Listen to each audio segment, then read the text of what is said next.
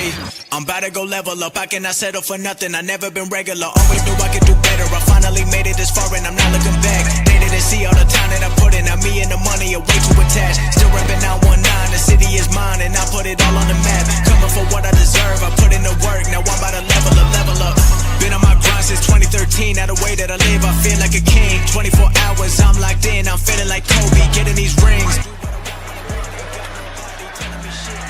They bring six. Smith underneath, and they get it. Thornton. Nothing left on my bucket list, but I'm grinding like I'm still in the basement. Ain't nobody who working harder. Money tall like Wembanyama. They be talking for the sidelines while I'm on the court. I've been a baller. I'm about to go level up. I cannot settle for nothing. I never been regular. Always knew I could do better. I finally made it this far and I'm not looking back. They didn't see all the time that I put in. Now me and the money are way too attached. Still repping 919. The city is mine and I put it all on the map. Coming for what I deserve. I put in the work. Now I'm about to level up. Always knew my potential. Hop in the Porsche and there ain't no rental. Came a long way from studying dental. Now I got plaques inside of my bedroom. Already know where I've been headed. I took my risk and I don't regret it. They showing me love, I'm showing it back. With every song I've been getting better. I know nothing that's good come free. No 9 to 5, I work all week. Put in my time and it keep paying off. I've been getting paid every time I speak. Used to have dreams of getting these ends. Now I make the money go work for me. Can't stop now cause I got what I wanted. Ain't nothing I need in my life but peace. I'm about to go level up. I cannot settle for nothing. I never been regular. Always knew I could do better. I finally made it this far and I'm not looking back. They didn't see all the time that I put in. Now me and the money are way too attached. Still repping 919. The city is mine and I put it all on the map. Coming for what I deserve. I put in the work. Now I'm about to level up.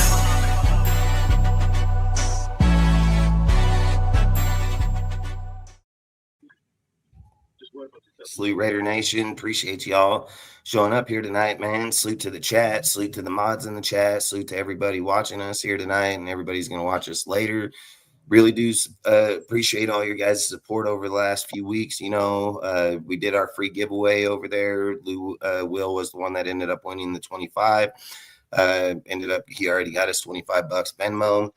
Like I always say, man, over here on my channel, I'm not going to charge nobody to come here to watch us do anything. I'm not going to charge a motherfucker to come in our shit. In here, we all hang out. We all do things when there's events. We're going to try to support everybody the best way that we can.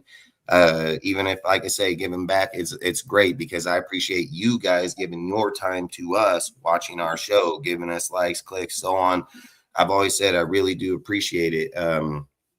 I just want everybody to know, like I've always said, our channel is not here to take from your pockets, or your information is just as welcome as anybody else's. We are all here just trying to build our team, and I really do appreciate it. So outside of that, I appreciate everybody here on the panel. I appreciate Adam, Aaron, and Harvey, man. If you guys want to give a shout out, feel free. What's up, everybody out there in Raider Nation? It's the #1 Raider Stunner. What? Salute Dustin. Salute Adam. Salute Aaron. And thank you for letting me be on your show again, Dustin. And let's talk some Raiders football. Raiders for life. All right. Salute to the chat. Thank you, Dustin. Salute Adam. Salute Harvey. And let's get this Raider talk going. And salute everybody in the chat too. What's up, Raider Nation? It's your boy RDZ. Salute Dustin. Thanks for having me on. Salute Harvey. Salute Aaron. And the rebuild begins. Let's get into it. That's facts. And our winner is in here, Lou Will. Appreciate it, bro. Already got his stuff, just so everybody knows. And Ricky White, hey, like I always say, man, it's not about us getting shit from you guys. It's about hanging out, having fun. I'm going to do a jersey giveaway, too. I'm just going to figure out if I want to do Max Crosby sign, Charles Woodson sign. I'm going to give one of those jerseys out. We're going to figure out a way to do it. Maybe we'll figure out something through the draft. Maybe it might be something in the combine, just maybe player base. I don't know. We'll figure something out where every person can compete in it. You know what I mean? So maybe we'll do a 40 time on an individual player. I don't know, but I feel like I always say, I appreciate everything you guys do. Like my Instagram page grows like crazy, bro. You know, like I get people that hit me up every day. They're like, hey, bro, you should fucking turn your page into where you're getting paid for it. You're going to make 10, 15 grand. You got fucking 16,000 people in 8 months. And like I tell them all the time, I don't need their money. I'm not there for their money. That's not what I do this shit for, dude. I love my team. I love the content, dude. I love to get a moment like today that's historic for our team. I've always said when you get people talking in the right direction, when people are doing their chats or doing their stuff, that's how you get those type of people. You get them because everybody's talking about getting them. When you have this diversity bullshit where someone's saying, let me get a fucking P over fucking Klint Kubiak, you're just retarded. You know, like it's shit like that. It's the Jim Harbaugh to AP is why I mentioned it. And I just feel like at certain points, man, when you study something or it's just so much that you've watched it, you can just taste it. I mean, there are certain moves that are just idiotic. It was just like I said about the Pete and the Gino, the fucking said it about fucking Gardner Minshew, said it about Jimmy, said about the whole deal. I said Josh fucked himself when he got rid of Carr. That was his best option. And he went to Jimmy G. What a fucking joke, right? I mean, Derek Carr just had a fucking career year. If he would have played out the last 2 games, he would have beat John Gruden's 4,800 fucking yards in 16. He would have fucking beat fucking or Devontae had his best career year even underneath that crap ass shit. Like it's just crazy as fuck how certain people view the game and then designate it somewhere else and then say, I've always said if Josh would have came here with Matt Patricia and didn't play with fucking Patrick Graham, that guy probably would have still fucking been here. The problem is Patrick Graham is not a good fucking coach. I've said it a bunch of times. The guy can't stop the run to save his fucking life. He didn't do it through Josh. He didn't do it through fucking AP, and he sure in the fuck didn't do it through fucking Pete. And I've always said dominant personalities rise regardless of who's fucking there. I've said it about players. You don't need certain systems. Systems are for average players, people that are fucking out there to work as a unit. You think Max needs a system? Max just needs you to say fucking hike. You say hike, I'm gonna bust your fucking ass. Like he don't need no fucking system. He say see ball, get ball. That's what that motherfucker does. So there's just no fucking doubt. And I've said it, dude. If you match fucking Max's energy on the other side with an Avery Reese, dude, where they say hike and Max is 5 yards behind the line, sacking the fucking halfback in the backfield. I mean, come on, man. Let's be real, dude. Like this guy needs the help. They need to give him the help, you know. And look, Klint Kubiak's interview today. There's a lot of twists in his conversations, man, like a lot. And I just want people to think like, I lean a certain way because of wording, but I also heard from a man himself that we're probably getting Fernando 100%. I get it when Klint was asked at the presser today that having the first overall pick, that he was going to take Fernando. And he avoided like answering it as, yeah, that's our guy, or fucking, yeah, we're targeting him. He said, we're going to have to watch a lot of tape to determine who's our pick's going to be. And we're going to try to watch that presser in here. I just have to play it in clips, you know, like watch it for, it's like 30-minute fucking deal. And we can't watch it like that. If we watch it in clips and talk about can it. you put a disclaimer though? Oh, fuck no. Can't you put on a disclaimer on there? Nope. Because I know you can get your video deleted. because I know like people that do San Francisco Giants and stuff, they put like whose is it? Like you could put disclaimer. They can't do that because everybody would do their fucking YouTube lives fucking showing the NFL broadcast. You can't do that. Fucking no way. If you break them down, it's just like highlights. You have a limit. You're allowed to watch them in increments of certain deals. And then if you're not playing it and talking, you can get past it. But if you're playing that thing from start to finish, copyright instantly. Video taken off. Fucking thing. Can't even play with that. And long story short, I don't know like the Raiders why they do it. We're supporting their shit, but I'm not chancing it either. So I mean, I've done too much content. I know if my kid's playing a Disney song back here on her fucking tablet, that's why they're not allowed in my room when we're live, because we've had great. Oh yeah, I remember that one time. I remember that it went black. The screen went black. Yeah, I got a deal. You remember that, Dustin? Even my kid playing fucking Disney in the background on her tablet. So that's why they're not allowed in here. And when they're doing it, or not. I don't care if they're in here playing the game and shit. The problem is Savannah and them, they'll just yell and shit crazy. But either way, fucking when there's nobody, when we're not doing our lives, I don't care. You know what I mean? They're kids, they're gamers, dude. I mean, my kids are 6 and 8, and they'll kick their shit out of a lot of you in Fortnite, dude. Like literally, fucking. But I don't play Fortnite. Oh, Yeah, my kids are gunners. Dustin. My kids are Oh, gunners, Dustin, my and nephew even said, my when one do they daughter want wants to? to play.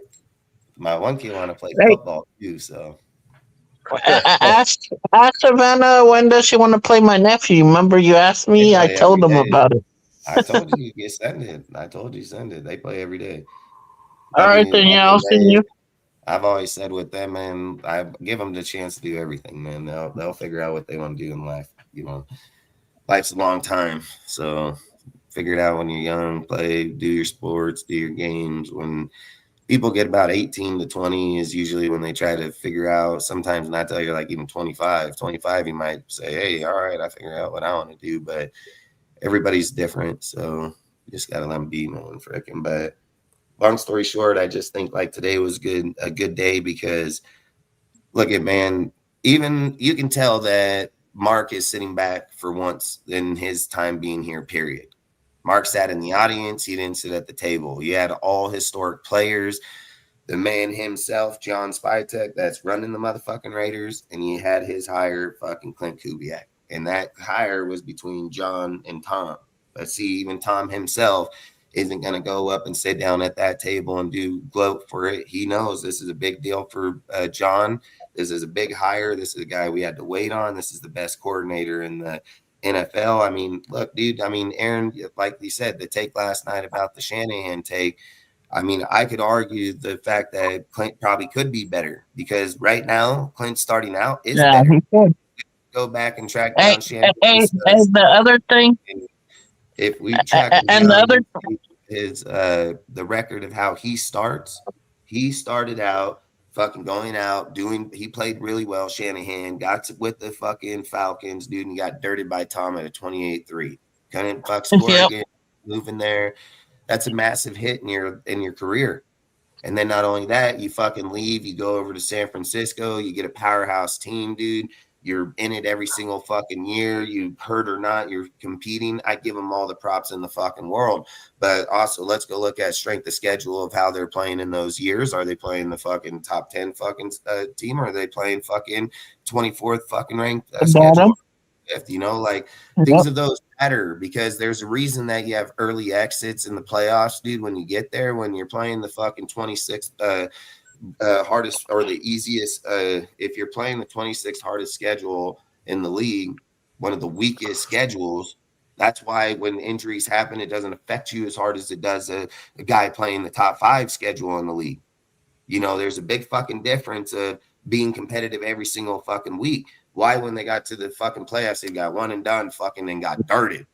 Because they played top fucking opponent in the league. I mean, there's a big difference of how people need to start gauging football and paying attention to football. It's good when a team looks, you know, great in what they're doing, but that's not how all measures are measured in football. To the average eye, people are going to say, well, he was this guy in this division with this. Okay, I get that, but he also played a lot of weaker fucking opponents too, so he didn't have to have a fucking complete team at all fucking times, where this fucking team in this division had to.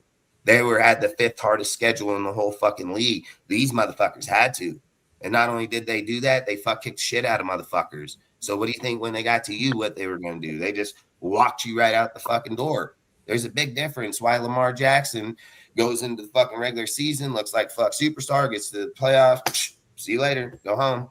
You know, like that's how shit goes like that. But people don't pay attention to a lot of that shit. I'm not going to discredit people, but this is what I'm going to say. Kubiak, I don't fucking care where he's been over the last 5 years, dude. I don't care. Fucking, you can put him in the Vikings, you can put him in the Niners, you can put him in the Saints, you can put him in the fucking Seahawks. Everywhere he had a healthy quarterback, he fucking beat shit. He took him with Kirk Cousins over in the Vikings, dude. He helped Purdy with the Niners. He had Derek Carr playing his best football ever in his whole fucking career. 240 back-to-back point games, dude. Fucking just kicking the fuck out of everybody.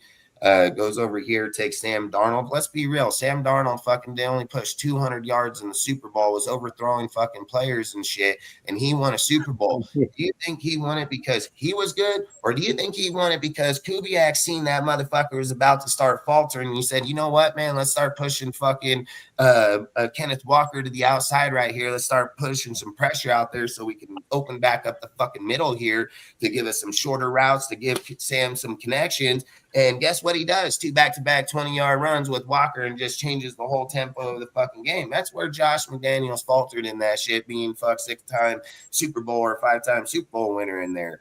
There's a good, big fucking difference when you're John Snyder and see that a player is starting to fucking depress and you're going to ship him for fucking, return, and Kubiak saying, hey, I see a weakness even on my own fucking team right here. I see that shit, right? It's coming. Let's fucking change this up. Let's move shit. The guy's mastermind, dude. I'm not going to lie. He's a sick little weirdo, dude, and I'm hoping when he comes here, he has that same type of mentality. Honest to God, dude, because when you can put a person out there, dude, and fucking start scheming people in fucking game. Didn't you hear him at the presser? He said, fuck, dude, I hated going back on Mondays over there, but he's like, I appreciate Mike McDonald because Mike McDonald I would think I had a good game, and he would fucking tell me where it is. And he's like, that shit gets you ready, dude, when you're thinking that your mind is set that, hey, I went out there, I executed, I played well, I fucking competed. Every Monday, Dustin, every Monday he would fucking go to his office and get drilled with hard questions. And going back to everybody, too, the panel that was giving them hard questions, too, to answer during the interviews. It wasn't just John Spytek. It was a whole panel that they had, like different people in there too, asking questions, hard questions. There was only 4 people. It was the fucking one owner, Spytek, Tom, and fucking there was one other person in that deal. But again, yes, they are asking them hard questions and so on. But they already knew who they wanted in the first interview. Yeah. That interview was decided in the first one, like I've said the whole time. There's something about Klint, dude, where I've talked about it on this show. I've said, you go and play for the Eagles or you go play for the Seahawks and you get 4 Super Bowl rings. That's how you're going to get noticed with a team like that in an era like this. You go to the Raiders where you're the top-notch play caller in the fucking league, just kick the fuck out of the Patriots and every motherfucker along that way. And now you're going to fucking listen. We're one of the shittiest teams in the whole entire football. According to last year, we are the shittiest team in football. But at the end of the day, we're literally down in the bottom, and we've been there for a fucking good minute, regardless of who the fuck's been here. And if this guy decides, hey, I got the big boy pants, I got those pants, I can come get there. What did he say? He's like, I love the fact that it's going to be a fucking challenge. He's like, yep. And one more thing too, Dustin, he gets to have another rematch, but this time as a head coach against the Patriots. Yeah, I mean, I think he's gonna fucking do, like I've said, I think he's gonna do a great job, man. And look, dude, at the presser, I believe that he said I think he said 2 times, which we'll watch here, that he denied that they were going to take Fernando. They're going to watch tape. It gives speculation that they're going to probably look to trade that pick. Listen, I'm going to keep something in mind, okay? And I'm going to say this straight up, and I don't care what anybody thinks. When Klint Kubiak was going to the Seahawks last year, he was going there to coach Geno Smith for the quarterback of that team. That was his intention. That was where he was heading to go. He did not go there for Sam Darnold. Darnold wasn't even on the table, wasn't conversation. It wasn't until Geno didn't want to sign that contract because he wanted to come with Pete. That was a personal ordeal there. Klint had no problem to go coach Geno.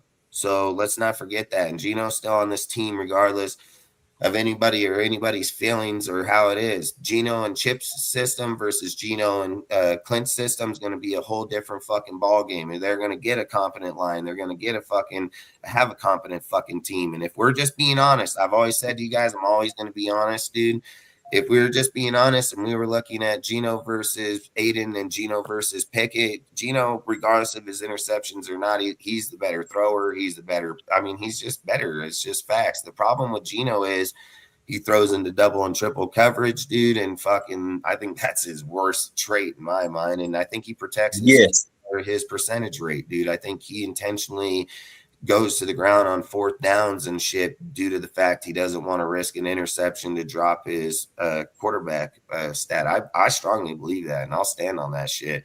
When I watch the guy literally throw the ball out of bounds and go to the fucking ground on multiple fourth downs, Derek Carr did it one time in 9 fucking years. Everybody here just crucified that motherfucker. Throw him up on the deal, burn that motherfucker. This guy does it fucking 4 times in one season. Like, it was just like, okay, like, this is normal. Like, no, that shit ain't fucking normal. So, but all I'm saying, and I don't vote for it, everybody knows I can't stand fucking Geno Smith, but I'm honest. I'm gonna be honest about the player, be honest about where the team is. I think a lot of things. Like, one, I've told you guys I wouldn't draft Fernando. I've told you I would take fucking Trinidad Chambers. I've been open as fuck about that. I think he's a way more pure fuck quarterback in the NFL, as in breaking out of the pocket, opening up the fucking field, throwing 40, 50-yard dot on a fucking dot, dude, just fucking on the run, fucking out, break a dude in the backfield, fucking go on. Dude, Fernando will never do that. He'll never do that in his life. He'll fucking always fucking put the ball in his fucking chest and go forward to go to the sack. And don't get me wrong, there's nothing wrong with that. That's probably the right thing to do. But if you're sitting there saying who gives you the better play in the deal, it'd be Trinidad. He was just more meant for the NFL, dude. When you're looking at big plays, everybody says you want Lamar, you want fucking Mahomes. That's this kid right here. He's just like him. Motherfucker got the run and he got the goddamn accuracy. He's a great player. I said the D2 fucking school, D2 championship to the straight sec and fucking Ole Miss, the hardest division in college, and fucking spots him 2 games, 8th Heisman in the finals, dude. Fucking spotting 2 games. That's like pretty much never even heard. His fool makes the Heisman run in the 8th fucking spot. Fucking damn near matches yards, dude, touchdown, so on. I told you he played a way better game against fucking Miami than goddamn Mendoza did with a way stacked team. He puts the team on his fucking back. He carries the motherfucking team. All I've always said is I look at the game of where we're at today. Being in the pocket and everything is it true Fernando would be the better quarterback? I ain't going to fucking argue that. I'm absolutely not going to argue that. But are you telling me that you're just getting a quarterback that stands in the pocket so he's going to take fucking 40 sacks a year because he ain't going to get the fuck out of that bitch? So if you build the pocket there, the pocket's only so good for so long, depending on what team you're playing. And you're always going to run across one team that got 2 bad motherfuckers on it. And that line's going to fold in some point at some time. So that he becomes a vulnerable player. He can't do nothing outside of just staying in the pocket. I don't think you want to do that with Fernando. He's able to move around. He's able to move outside. I think, look, I'm going to tell you, regardless of what anybody says with Sam Darnold, I don't think he plays the same way next year without Klint. Sam Darnold's last, 3-year trip has literally went from Kyle Shanahan to fucking Kevin O'Connell to fucking Klint Kubiak. His little deal went 3 bad fucking coaches. You know what I mean? And he didn't just go to some Podunk Alton. Oh, yeah, Alton just got promoted because we wanted to hire in-house. And, oh, fuck, get the fuck out of here. Get the fuck out of here. Like, fuck, dude, I'd fucking go hire fucking, I don't give a fucking, go get Clint or go get Cliff. Like, fuck that. Cliff isn't even all plays with Sean or, Sean over there. Fuck that. Hey, come up here, call our fucking plays. Like, that's crazy as fuck that they're like, oh, we're going to try to keep Benton and we're going to fucking promote Alton, and he's going to be the OC, so we don't have to change the offense, too much in the coaching staff, and therefore it limits fucking Kubiak. They're telling him like 4 coaches. They're saying like he's going to get like 3 to 4 coaches, and that's determining if they want to allow him to have Carl Scott, dude. So it's like, all right, everybody, y'all take it easy out there. Good night, man. All right, take it easy. All right, later. It just All determines right, later, Harvey. If that's how they want to go. I just think for me, a lot of people say that he's small. He's 6'1", dude, and Jalen Hurts and fucking Baker Mayfield are two of the best quarterbacks out there right now. I think what height's overrated anymore.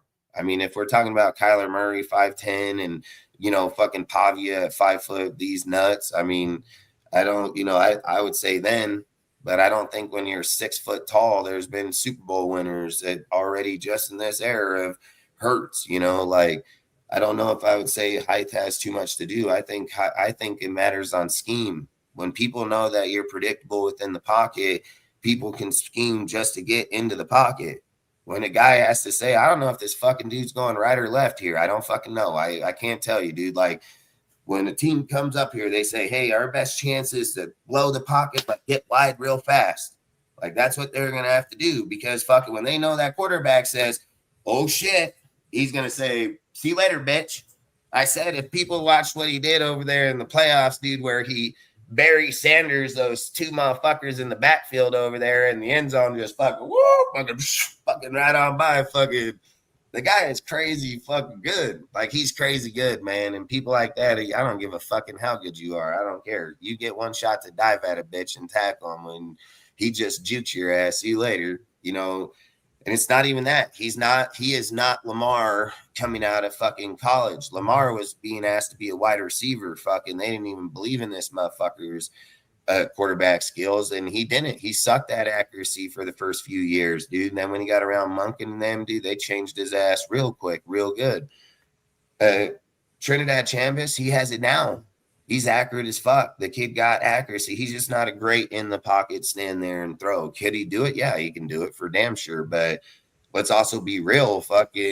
Let's be real. Fernando Mendoza hasn't taken or heights underneath the center no more than Trinidad Chambers has. So I don't fuck how tall you are or who you are when you play in the shotgun all your fucking, college career. There's a big difference when you got to line up in behind a motherfucker. Find a guy tall enough fucking for you to fucking put your hands into his nutsack. You know what I mean? Like, if fucking he's going to be way the fuck down here, dude's fucking big old boy. Fucking. So there's a lot that's going to change with Fernando. There's nothing guaranteed with Fernando. I've said I think he's a great quarterback if he has the line, has the team in front of him. But do not confuse Indiana for the Raiders. And just because Clint's showing up here, you can only do so much with 10 draft picks and $100 million. Like, you can only do so much. So you can't just wave the magic wand and say, oh, abracadabra, you're fucking fixed. This isn't Dave Blaine. Like, you have to fucking go through the process. 2 years of drafting. I think 2 years with Clint, I don't see why he couldn't do it. But I've also said, don't be surprised if people like Zamir White fucking end up being your backup halfback, dude, because running in that fucking zone, he's going to have – Zamir's strong. He's strong as fuck. He just runs in the back of his fucking team. But what did Zamir do great when he was in college? Outside fucking gap zones, fucking just fuck see you the fuck later, because – when they give him a lane like the fucking semi, this guy is fucking gone. And he's shit, and it's just who he is. He just is horrible behind the team. But it's not even that. It's just taking the pressure off and not having to go out and get someone at a high dollar when he's already on the team. So Clint's going to know how to scheme the line, what did I tell everybody last year? I made how many lives, how many fucking deals? I said, I believe the problem is the fucking coach, 100%, because as much as I don't like AP, and as much as I can stand the guy, there's no way he had a top 10 line breaking into the end of the year, and these motherfuckers got fucking 32nd ranked O-line. Like, hell fuck no. You just had a Kappa here, bud. Like, no way. Fucking. So there, it's coaching. There ain't no fuck. Them guys didn't just fall off the face of the fucking earth that quick, dude. So, and Pete wouldn't hold him accountable, dude. And, there was something that Clint said during the presser. He said, it's not always about the X's and O's. It's about having your teammates finish. The coaches that we're going to look for and the coaches we're going to look to bring here are going to be people that hold a guy accountable till the end of practice. Not get fucking lazy, not fucking slow down, not fucking be over there taking a half-ass because of who you are. Match max or get the fuck out of here. That's how you win Super Bowls, man. You don't fucking tire out in the end because you're too pussy to do it in the beginning. Like, a lot of teams are done by mid-year just athletic-wise. Like, you ever go out there, fucking get hit over and over and over, dude, and then have to do it 1 week fucking later? Like, goddamn, I bet you do it. I bet if you go out into the park and you fucking practice with your friends and you ain't even did it for fucking 2 months. Let's just say 2 fucking months. The next day you're gonna come home, you're gonna be like, oh man, my fucking legs are sore, fucking calves, like you're gonna fucking, your body's gonna feel sore. And then you're thinking that for 3 fucking days. So by then, what is that? Wednesday, Thursday? Fuck, dude. They ain't gotta come back and do it again on fucking maybe Thursday or Sunday. Like, man, that shit's gonna wear on a bitch real quick, and they do it every day all year long. You know what I mean? So I think, like I said, I think when you have a guy like Klint, I think Klint, man, as much as I was like, there's a lot of doubt in a lot of anybody, you know what I mean? But when you look at Klint's philosophy, who he is, how he carries, how he gives people Bibles, his belief, dude, like how he talks about, hey, man, I fuck up too, bro, and I have to go back. You know, it's just, you know, we're all fucking normal human beings, though, but we're going to hold each other accountable. That shit matters. That matters. It 100% matters. Like, Pete showed you that people are above the shield. Pete showed you that if you belong to the Seahawks and you played over there for me, it doesn't matter what you fucking do here. I'm never going to bad talk you. I'm not going to say you had a bad game. I'm not going to hold you accountable. We're going to come up with an excuse, dude. So that way, when everybody else here sees that, they know the Seahawks are better than you. That's how it is. And you know, I got fired because of that shit right there. Like, no, your fucking guy sucks. He's trash as fuck. Get him fuck off the field. Son or not, fire the bitch or move him to a different fucking role. Your choice. That's your head coach. That's what you do. You don't sit here and defend fucking Geno when he's thrown fucking 10 interceptions to the other team in triple coverage. Garbage. Get the fuck out of there. Ty Blue Kelly gets burned for 800 fucking yards in like week 6, dude. Fucking, 10 touchdowns. Hey, adios, bro. Like, we're not sitting here hoping on a 1,000-yard fucking corner. 1,000-yard corner giving up 10 touchdowns. Like, goddamn, you're not a receiver, bud. You're not a fucking receiver. You're a fucking cornerback. Like, that shit don't fly. And then you can't sit there and say, well, Ty Blue's coming around, man. He had those 2 picks, and that motherfucker, shut the fuck up. The guy literally had the ball thrown like, boom, right in the fucking chest. Like, literally, wow, can't catch the fucking ball. I don't know who the fuck could. Who wouldn't? Fuck, let's go throw my little daughter in there. Let her get it. She's going to catch the fucking ball. 3rd time, where to hit him, boom, right in the chest again, fucking drops it. Goddamn, a broken watch is right 2 times fucking day. Sometimes I've said it. When you had Morick and you had fucking a meat, man, Morick would just be lucky as fuck and most of the time being just in the right spot. And hey, that's scheme. That's what it is. I'm not going to argue that. When you have scheme and you know how to read motherfuckers, as much as I hated fucking Jack Jones, that motherfucker reminded me of goddamn Charles like that. I was like, goddamn, this motherfucker, he studied the same shit, Charles. When a bitch want to throw in those slants and those drags, you ain't going to do that shit to me fucking more than one time. I'm going to fucking pick you. I'm going to go pick 6 on your ass to the fucking house. And Jack Jones was perfect at that shit. Wherever he watched in every game, Patrick, and it didn't matter who the fuck that dude, he knew, hey, you throw over here, motherfucker, I'm going home, bro. And I hated that dude fucking. I absolutely hate him for not fucking being. He don't tackle. The guy's a bitch, dude. He'll just run alongside the guy, fucking be like, hey, come on, get him. Like, I hate that guy. But scheme wise, he was fucking great, And I think when you start getting a person like Kubiak here that has that offense, they do hold the people accountable. People sit and said, oh, Max is going to get traded. Max is gone. Well, Klint just tell you today, he probably ain't going nowhere. Literally, yeah, I sat down and fucking drank a cup of coffee with him. This is the dude you build shit behind. This is the guy you support on the defensive side to win championships. See, Pete ain't just going to be, or Klint ain't just going to be looking at himself. He's going to be looking at the whole fucking team. And if that means trading Fernando to get him Averill Reese so he can go get a veteran quarterback, because I'll keep saying it, his success comes off the backs of fucking veteran quarterbacks. He ain't never fucking developed no rookie quarterback. So to be able to sit and say, hey, he's just going to bring him right out right now and he's going to win, bullshit. Show me at any point in his motherfucking career he's ever done that. That's not something everybody can do. There's a reason that he's going to bring Jenko over here, because that's Jenko's category. That's where this motherfucker's done that shit. This guy has developed people and he's got people ready. So Janko, big time fucking, this guy got to come 100%, and he's coming 100%. There's no doubt about that. That coach, they can't stop him, and he's coming with Kubiak. That dude follow him everywhere. So he's coming with him. And then we're going to probably get fucking Eric, fucking the run game guy. We're going to probably get, there's probably going to be a few, but I don't think we're getting Benton. I don't think if they promote Alden, I don't think Benton's coming. I think he stays there with them, and that it is what it is. Who gives a fuck? They'll figure it out. And just remember, during the presser, Kubiak said when he was asked about his staff and everything, he said, yeah, I already know who my staff is. Like, he said that already. So he knows pretty much who he was bringing and who he's getting. Now, there may be altered due to the fact that the Seahawks said they're going to try to hire in-house so they don't end up moving in-house, so they don't move any fucking people, so they don't have to go look for a whole different staff. They've already made that public. They've already talked about that, and that blocks Klint from being to get certain people, because now they'll be promoted to a certain area. And this is why I think Carl Scott is coming with him. I don't know 100%. I don't know I know their personal relationship by what I've read, and to my knowledge, they've had, experience in the Vikings. They've had it here. I mean, he knows Klint very well, and he likes Klint very well. And they've said, like, they're going to block the Aiden deal, so Aiden ain't leaving out of there.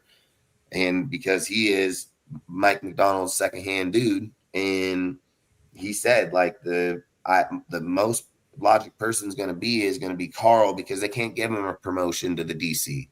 So he can't be promoted high enough to where we can't get him. We are going to give him the highest promotion in that area at the defensive coordinator. They can't do that. So unless Mike McDonald's just going to become the CEO of the offense and the defense, and fucking that's all he's going to do, then he could. But he can't do it if he's the play caller, so he can't promote him up there like that. We can. And I've said it. Carl Scott comes from the Vic Fangio defense. He comes from the Nick Saban defense in college. The guy is a very high sought-after dude. A guy I've said that our secondary has been the biggest weakness in our fucking team for a minute. Same with the safeties, middle linebackers, and corners. And this dude specializes like a motherfucker in it. So for me, I think it's time, like, just give the players up front what they need. You got fucking Rob Leonard that's going to still be coaching the line, everything of that. But I think we need to start paying attention in the secondary. I think you got to most definitely pay the fuck attention back there, because that's where you're going to get burned on games, man. They going to get in the end zone. Why? Because their corners and fucking linebacker shit shut them down. And when you're getting pressure on a dude on the inside with 4, you know why you're getting pressure like that? Because they can't go nowhere in the outfield. Motherfuckers can't go a goddamn place. Plus, they've just let fucking Camel get murdered, but I don't know. Like, what do you guys think about the hire with Kubiak, Aaron, or Adam? Oh, I'll go. All right. What do you think about the hire with I'll Kubiak? be back. What do you think about, like, what he brings? Like, are you excited? Like, what do you think? I'm very excited. We're moving in a new direction. And I believe he will be. We won't have to look for another coach for quite a while, Dustin. And I liked how his press conference went. And like you said, he's going to bring his staff, and he knows who he's going to bring with them. That just helps him. And then plus that, on defense, he says that he wants to bring back the old school Raiders back in the day. The grindy, hitting, mean kind of defense. That's what I'm looking forward to, seeing that defense. Salute, Pizzle. But I'm happy. Just take a second real quick. Give a shout out to Hugh Jack, Rudy, Pizzle, STVM, man. Really do appreciate it. The one you love to hate, really appreciate it, man. Appreciate all you guys popping up, always commenting, talking in the chat. Lou Will, really do appreciate it. Frickin' appreciate all you guys, man. Frickin' Chubby, appreciate it. Frickin' appreciate Alcom, Ricky White, all you guys, man. Appreciate everybody. So but you can keep going.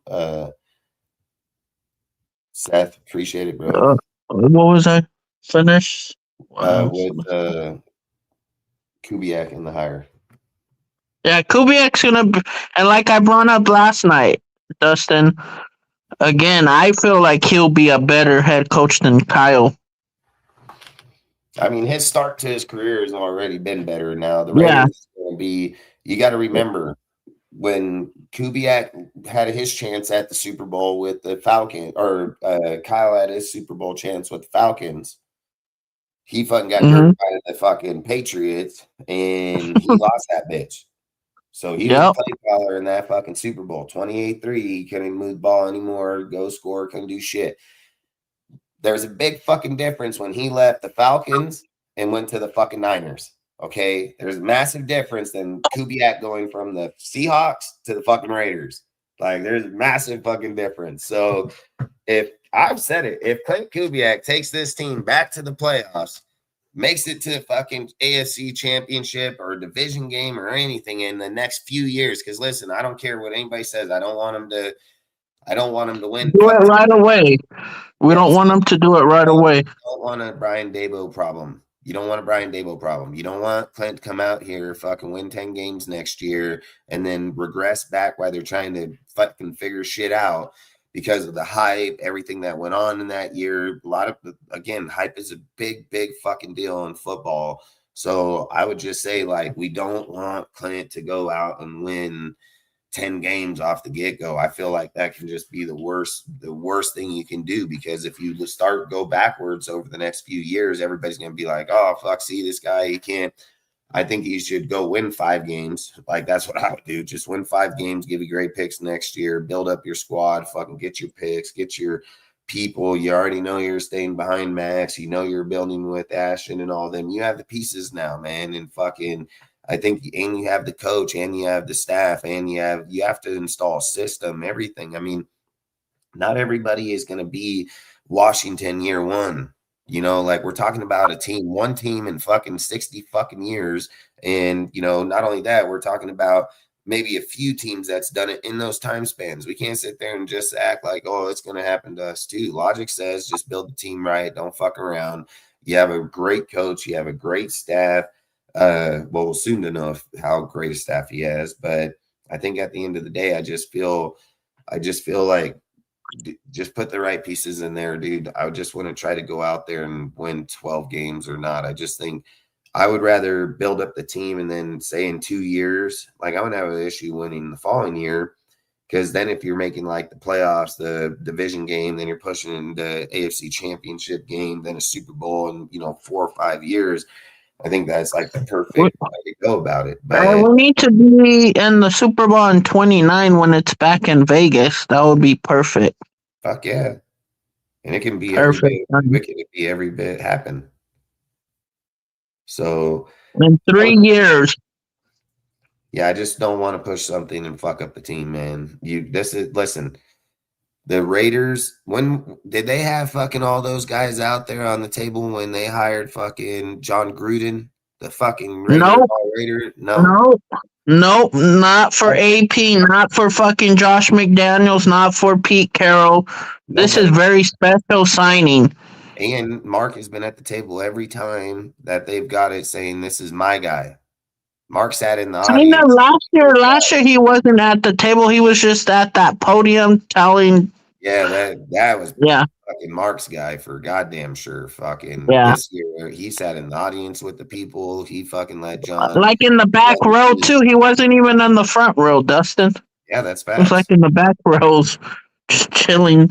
Yeah, I mean, it just signals that it is a new era. It is a new time, dude, that a lot of things are going to change here. They're going to allow a fucking guy to run the fucking organization like he should.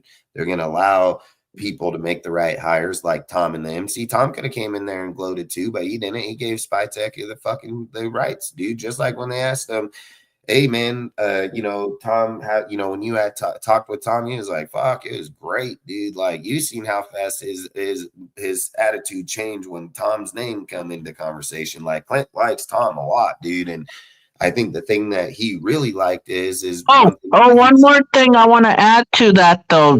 I forgot to tell you earlier,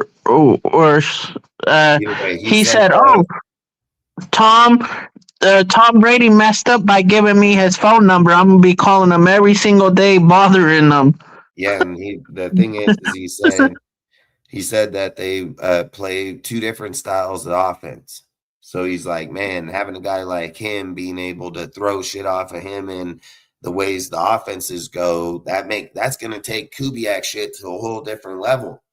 And he has a guy he can speak that shit with Tom, which no way that other people here could. It's like Cliff Kingsbury. You know why Cliff decided to go to McVay's and sit under him? Because Cliff knows the air raid strong 1 year and falls out the following year. It's had a fucking repeat of that for a long time. The system isn't as established as it used to be in the past. He knows if I go over here to McVay, I learn this West Coast shit. I add it to my fucking system here. I got to alter my offense and shit to something that he's going to be head coach the next year or two. Aaron fucking Teed.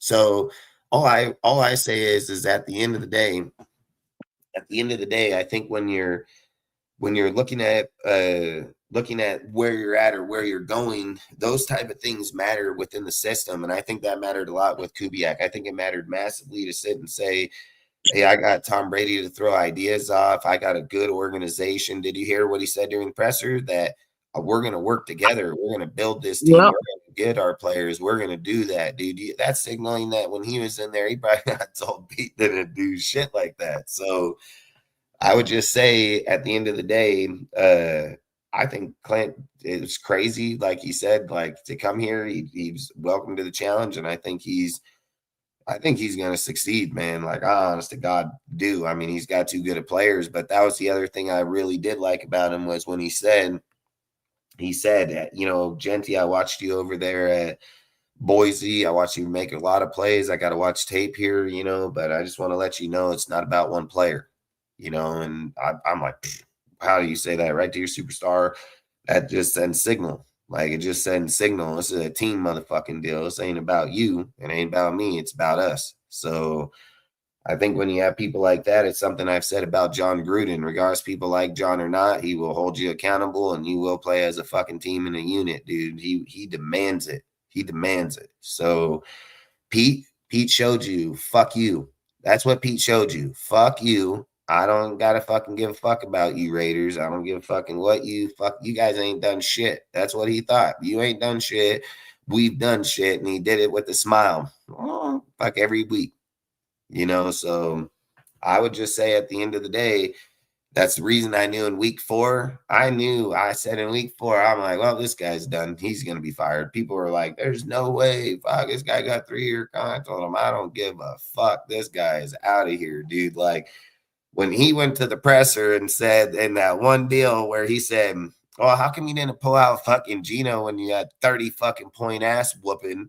And he said, oh, we needed more practice. I was like, oh, yeah, you're toast. You're just the fuck out of here, dude. Like, you can't say shit like that. You don't fucking tell your team we need more practice fucking through all that. No, hell no. You brought Geno's trash ass in here, bud. So either way, but what do you think, Adam?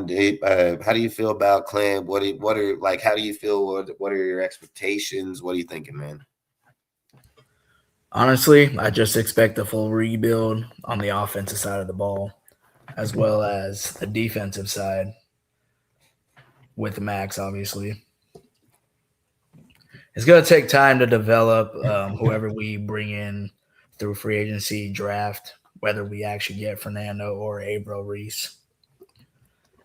So other than that, all we got to do, I'm just expecting – by year 3 is the year where we start competing for the playoffs. How would you guys feel if Klint came out with the exact same line this year, but he changed one person on the line? Just one. Who? Would you think he don't know what he's doing? Would you think he's crazy? Or what would you think? I think that would be good. And who's the player? Is it freaking what's the left? Wasn't he left guard? It's Parham because he's going to be Parham. I don't know if they're going to want to pay him $10 million. Yeah, hell no. I am not going to pay Dustin, like we talked about earlier, we could pay somebody else $10 million. That's way better. Yeah, it's way what? Nah, bro. I'm cool. Like, I'm cool with Meredith playing center. I'm cool with freaking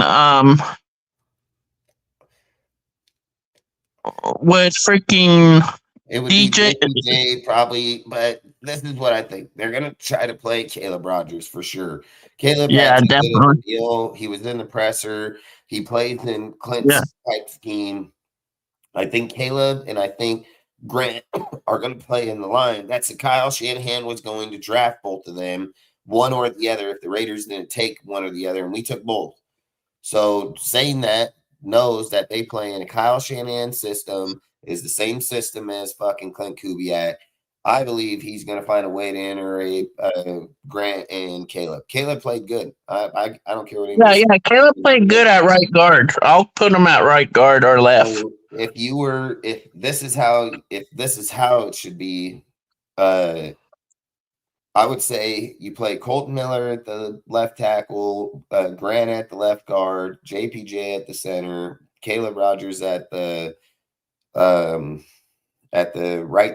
right guard. You can play Meredith in rotation on the left guard over here with Grant if he's not holding up because he played good at the guard. So I don't think that's he played good at guard. If he played there. I would put DJ Glaze back into the backfield in rotation with fucking Meredith, and then I would go out and try to hire a right tackle. That's what I would do. I'd spend fucking 10 to 15 million on the right tackle. 15 on the right tackle. Probably about as high as I would go, but if that's what I would do. So if the Raiders were to come out next year in preseason to start out the year, and that was their line with whatever right tackle they decide, would you guys be mad at it? No, I'll be cool with it. I'll be happy with it.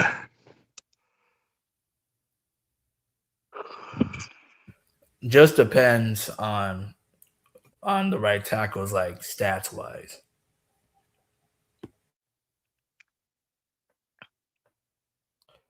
Glaze can be a right guard too, so don't get me wrong. Yeah, Glaze would be a better right guard than he would be a right tackle, 100%.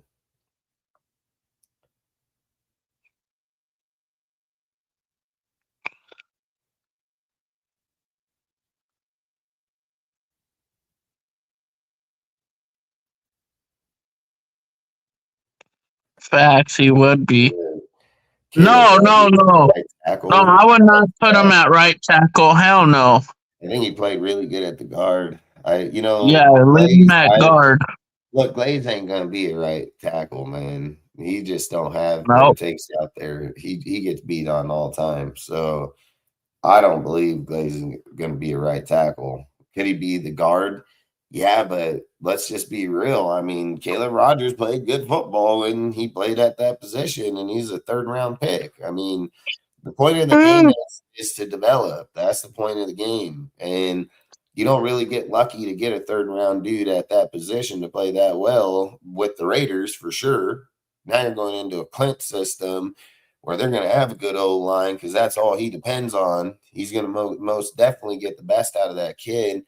And I keep saying, like, I think the team needs to go cheap, like go young, like get your contracts down, get your people down, because that's going to allow you to move your money around to get the expensive receiver, dude, once the team is intact. But if every position that you're doing is just hide on, you can't do that. You'll be broke and you won't have no draft picks, dude. Like, and that doesn't always mean that it's going to win. It's teams that are assembled with youth and a little bit of veterans inside there. Those are the teams that are excelling big time at the moment. And I think we have a really good tandem of it if we start thinking about it. Let's say that JJ Pegas gets to play. Let's say Hemingway gets to play this year. And let's say you have Booker and Adam, and these are your four dudes that are rotating all the fucking time. You're telling me that they won't have better years? I guarantee they will. Like, those people on the inside are going to be playing hell of a lot better. Do you think Malcolm's only really Malcolm and Tyree? Like those are really your like fuck it. It's almost like I would take Snowden at this time just to say fuck it. You know, like I feel like once you keep hoping on a hope for so long, you're gonna keep doing it. At what point do you tell your own self to say, hey, I fucking, it's time to move on from that fucking guy. Like, at some point, I think Malcolm and Tyree need to fucking go. Like, if Malcolm can't show up, and I'm not going to say Malcolm didn't start showing up at the end of the year, man. I'm absolutely not going to say that. So it's really hard to sit and say, like, damn, do you take another gamble on him this year and hope, dude? And, that type of shit. But don't get me wrong. If you get a guy like Carl Scott or Steve Wilkes, dude, which is a very good possibility to the Raiders, DC for the Niners fucking coordinator, dude, there's an easy deal that he can come here with Kubiak to run a fucking defense that he knows how to run gritty, so on. I mean, I've always said it doesn't matter how well your defense is if you don't have a good offense. No matter how good your offense is if you don't have good defense. So both of them got to go in tandem in order to be good. I mean, it's just what it is because you don't know when you're going to get to the Super Bowl and it's going to be a defensive game. And Klint fucking getting down to the 20 and 30 is just good enough kick field goals to win the game. You know what I mean?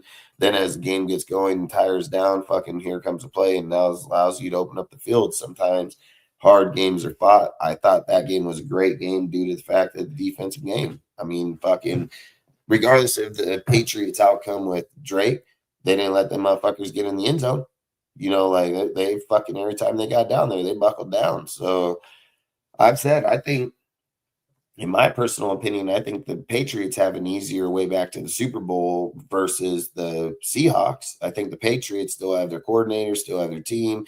All they got to do is sure up that fucking either Campbell, he said Campbell's going to stay there, which it might be a fucking mistake, but it is what it is. But if that's what he chooses, that Campbell stays there and they go for receivers, because I think they need receivers. I mean, I think Patriots definitely.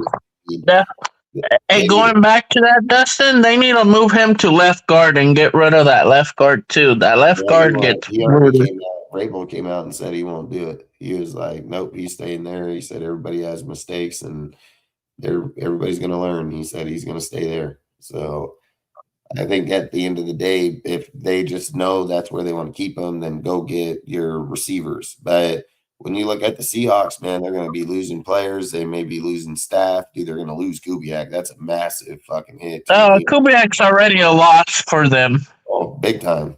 Like, that's big time. Going back into that, Dustin, I got into it with, my cousin and my uncle are both Seahawks because they used to live up in Washington. Mm-hmm. He tried telling me Kubiak with that in the round in the Super Bowl that was his fault. I'm like, Sam Darnold overthrew fucking Jackson Smith-Njigba. He overthrew him, Cooper Kupp. And that's supposedly on Kubiak too. I told him, he's like, oh, Kubiak didn't call the first half a good game. I'm like, but at least he did adjustments and look what he did. That's your guys' Super Bowl. They say he didn't call a good game in the first half. I thought he had 12 points by all field goals on a team that wouldn't allow anybody in the end zone. I mean, right. He gets his players down to the 30. Where was the Patriots? Fucking them motherfuckers couldn't even get across the 50-yard line. So, there's no way you can sit there and say Klint played the perfect game. He kept Klint.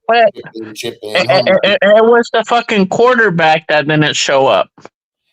Listen, if you would have swapped fucking quarterbacks there and had fucking Drake May on the Seahawks, dude, I guarantee you they would have blew out New England. Dog walk them motherfuckers. They would have fucking 40 fucking points. I mean, Sam Darnold's gonna find out next year real quick that he ain't as good as he thinks. So good luck with that one. I mean, teams like that struggle real fast due to people like Kubiak. Dude, we're lucky to get Kubiak, man. I mean, the fact that his dad was a Bronco, won a Super Bowl with them, rival deal. I mean, that's why he had his finger pointing at the deal because that's where he's been. He talked about it in the presser, how he grew up over there with them and watched his dad win a Super Bowl. And the crazy thing is, I didn't even know this until one of the ladies about the oil fields. Did you know about that, Dustin? Peace, bro. Hey, did you guys even know about him working as a GA?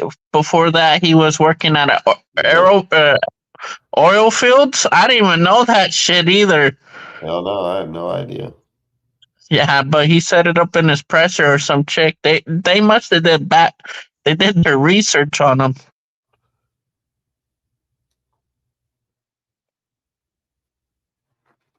Yeah, I mean, I think it'll be. Yeah, he was like, I just want to make it sure that I was. He's like, I still appreciated the job. Yep.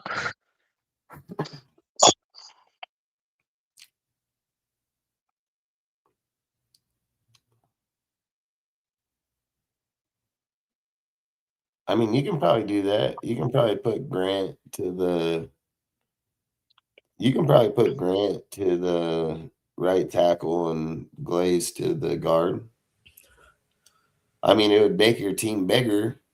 I mean, but the reason I said the left guard is like Colton at the end of his next contract. I don't know if they're going to stay with him. And Grant is a Oh left. no! Colton's gonna retire, I think. Yeah, Grant is a left tackle.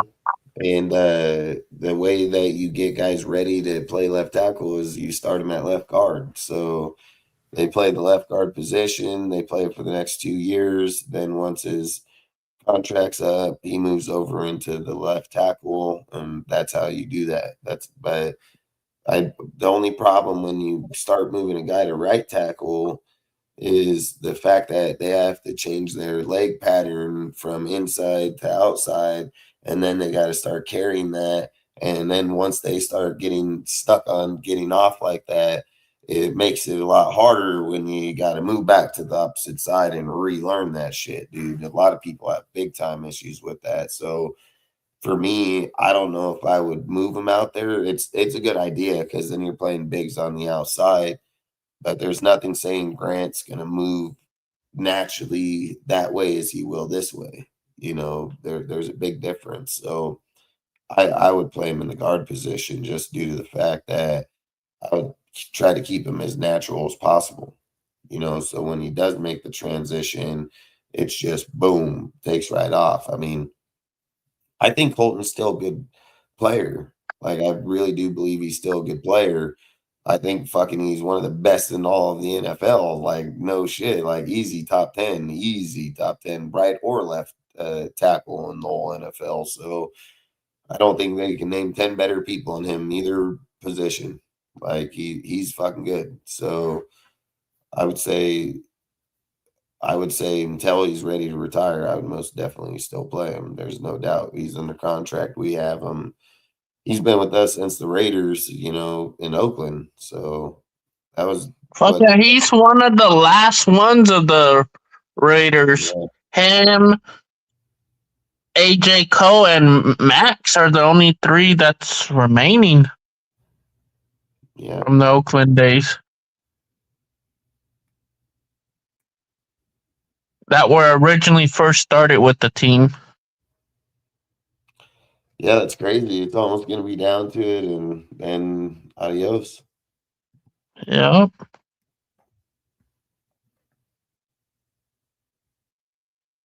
Al, hop back up, bro, so you can talk. Your phone call is over. Your phone call is no mas. Your ass up here, Al. I want to hear your opinion. At the end of the day, I just think freaking I just think with this hire here, like, it's a big hire.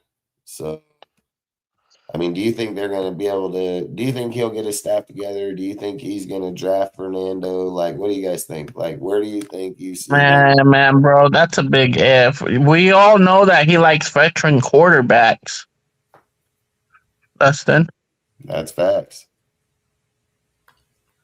Honestly, I think he'll bring in a solid staff, but drafting Fernando, maybe it will, maybe it won't. We just gotta see what. Or maybe he's just saying this, doesn't want to show his hand yet. That's a very for Fernando. Because in 2 weeks he's gonna go see him, or like have conversation with them when they talk to him. And then they're gonna have their pro days, so he'll be on the road with them. Oh, one more thing. I don't know if you guys all heard in the presser that, or not, was it? No, it was after the presser. Spytek said when Spytek was sitting down with James Jones, Eric Allen, and I forget the woman's name. Amberthea Harris, I think's her name. They were talking with Spytek. Spytek said that he was in the hotel because he went to the Peach Bowl game. Dustin, which one was that one? Was that the first the first Indiana game? Yeah, I think so. He That had was in Florida. That was in or Georgia. Georgia, yeah. Georgia. Yeah. He freaking had the Skype with freaking Kubiak that day. And they were just chopping it up, asking him questions. The first meeting, that was the first meeting he had with Kubiak. I thought that seemed cool. And then going to, and then James Jones was telling Spytek, "Oh, Spytek, give me that $90 million. I could be the red zone threat. I got one more play left in me. I've been working out. I've been stretching. I'm ready." And then he even said that to Kubiak, Dustin, when they had their interview with Kubiak. At first Eric Allen, and then where he couldn't stop laughing. James Jones couldn't stop laughing, Dustin, because of Eric Allen. Oh, he's gonna tell you this, that if you could give him the money, something like that, and then he couldn't stop laughing, and then Eric Allen was like, tell him, and then he finally got it out. I thought that seemed funny, Dustin.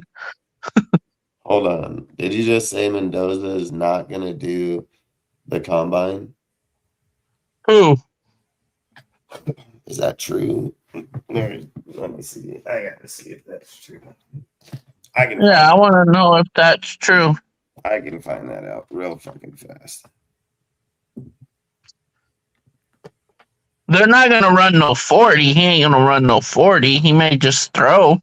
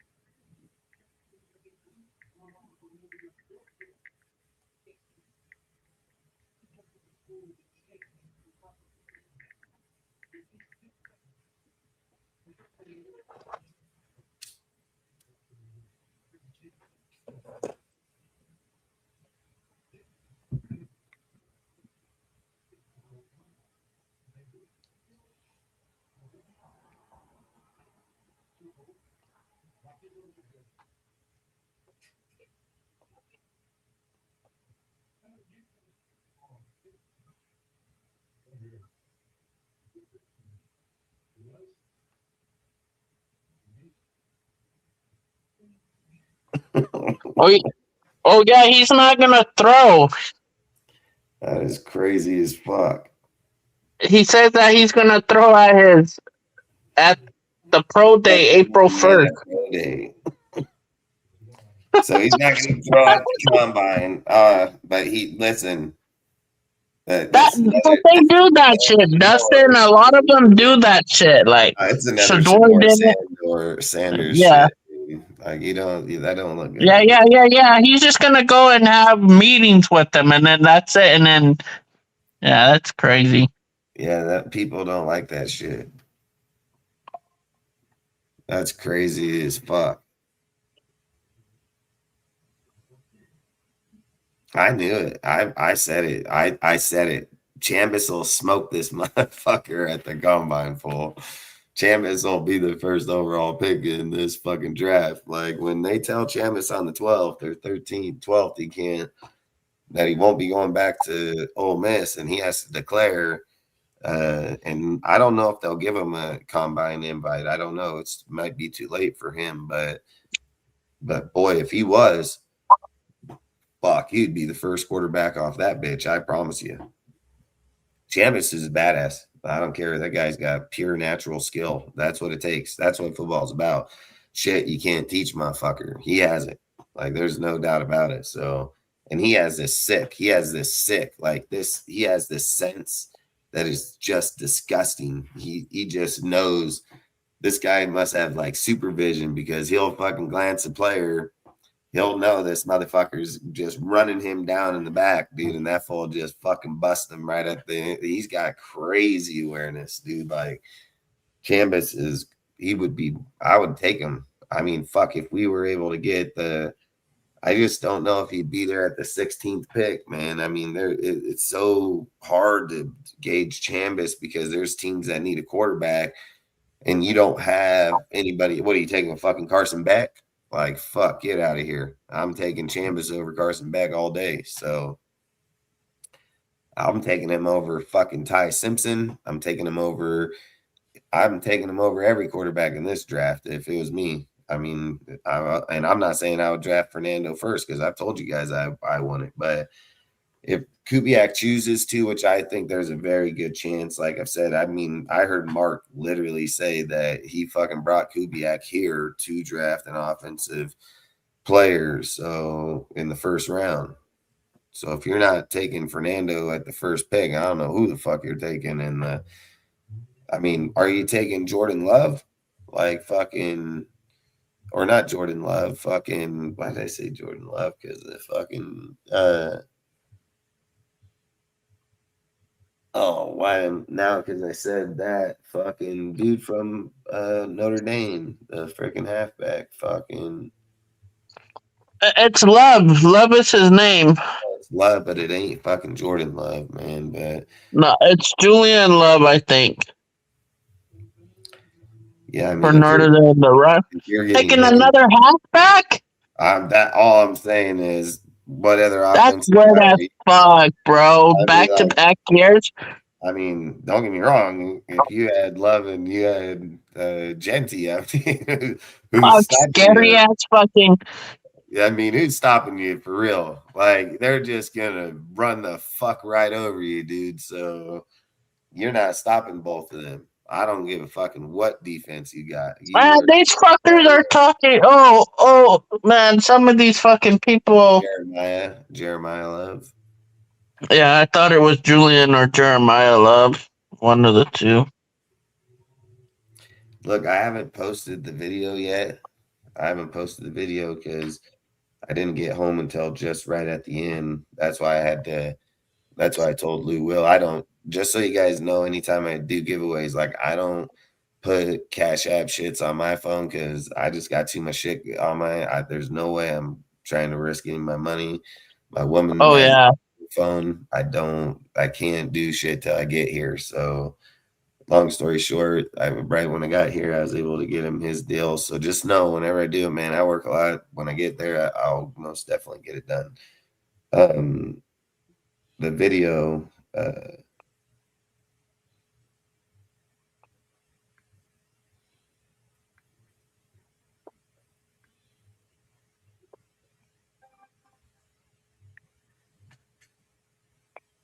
video of what? You're having to pick in the draft and understanding that it's a good chance to bring on the offensive side of the ball. So I think we can for young offensive line that can grow somebody starting to my mind. Same time, he had to win the job. It's just because there were some really good candidates. So definitely is a risk to wait. Till after the Bowl and see if that we can get him. What's the video on, Dustin? So with Mark, like I said, he this is Derek Carr all over again to him. Like when you hear him say, we went after because we're gonna get an offensive person in the deal, like he has a big old ass smile. So you can most definitely tell, you can most definitely tell who they want, who they're going after. When Klint said it in the presser, you got to remember, man, football's politics, dude, like 100%. They're fucking politicians, dude. They got to fucking say certain shit to always keep the fact that what if they do decide that when they see him at the pro day, he doesn't do, the things that they think he's going to do. So teams always got to keep the stock high by always talking up the player, but don't confirm the player. I think the reason that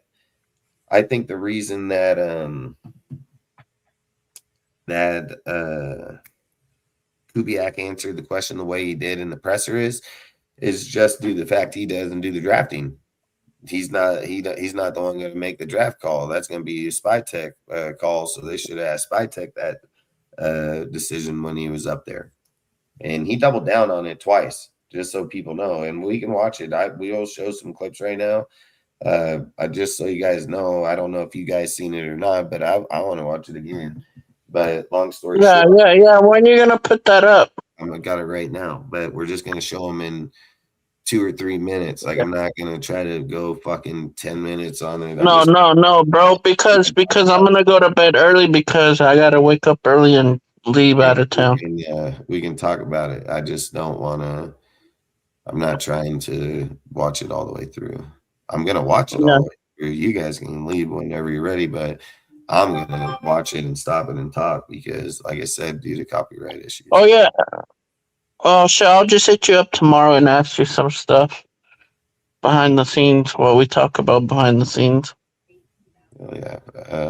Let's go over here.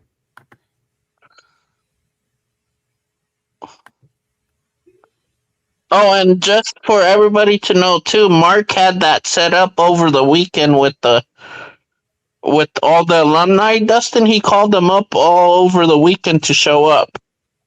Nice.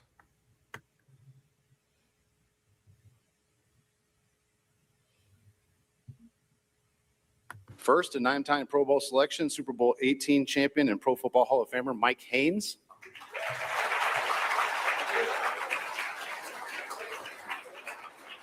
Next, a 2-time All-Pro, 4-time Pro Bowl selection, and the 2002 NFL Most Valuable Player, Rich Gannon.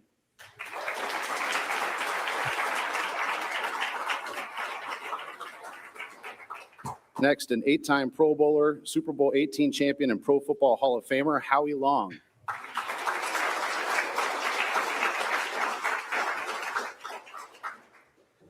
Next, a 9-time Pro Bowler, NFL Rookie of the Year and Defensive Player of the Year, and a Pro Football Hall of Famer, Charles Woodson.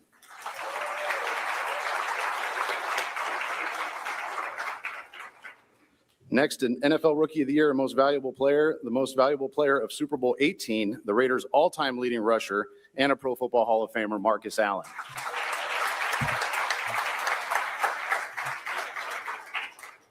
And next, an NFL Comeback Player of the Year, a 2-time Super Bowl champion, and the Most Valuable Player of Super Bowl 15, Jim Plunkett.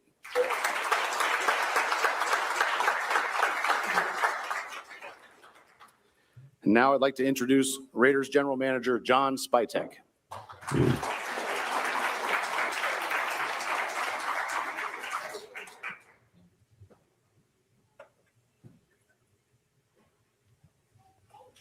Good morning, everybody. Thank you for coming on a special day for this organization. I want to thank all the great Raiders sitting up here with me right now. It's an honor to share this stage with them, and we really appreciate it. I know Mark really appreciates it, and it really means a lot to him that they made the effort to come here today. And I think this is a unique. It needs to be acknowledged that this is a uniquely Raider thing. I mean, this is what makes this place special. So I appreciate all you guys for taking the time out of your busy schedules to come up here. I want to thank Mark Davis for entrusting me to lead this process to find our next head coach here. You know what? We're not watching this one. I didn't even notice that. What was it? Huh?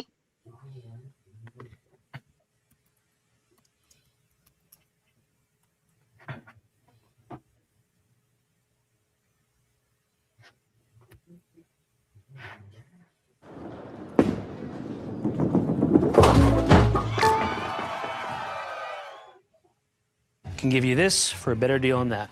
Bring in your AT&T or T-Mobile bill for a better deal. Good morning, everyone. I'd like to welcome everybody and thank you for attending today's press conference. We'll begin by welcoming some Raiders legends to the dais.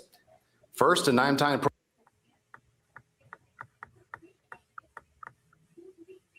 Appreciates, and it really means a lot to them that they made the effort to come here today. And I think this is a unique, it needs to be acknowledged that this is a uniquely Raider thing. I mean, this is what makes this place special. So I appreciate all you guys for taking the time out of your busy schedules to come up here.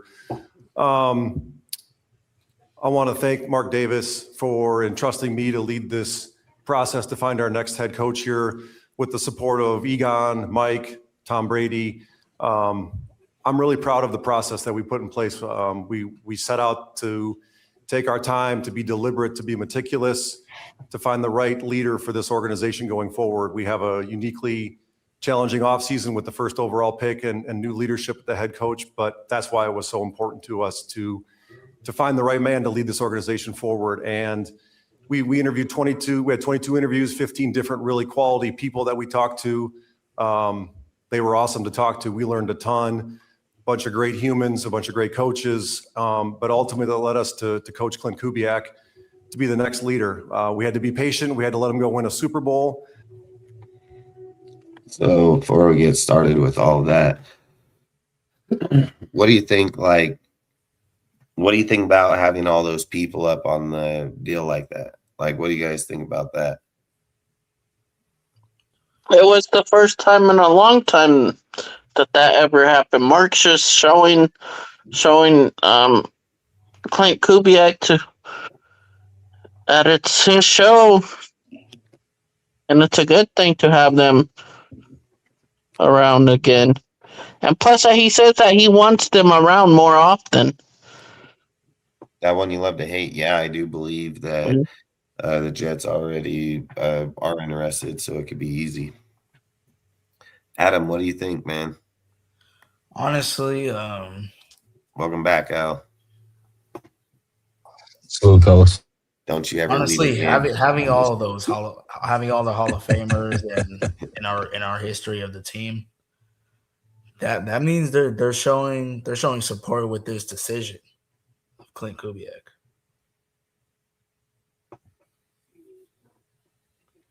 How do you feel, Al? Like, how do you feel about, like, have you seen the opening? You probably watched it. So how do you feel about the opening, having those Hall of Famers there, having only Spytek at the head of the table? Why Mark sits in the audience? Like, how do you feel about it?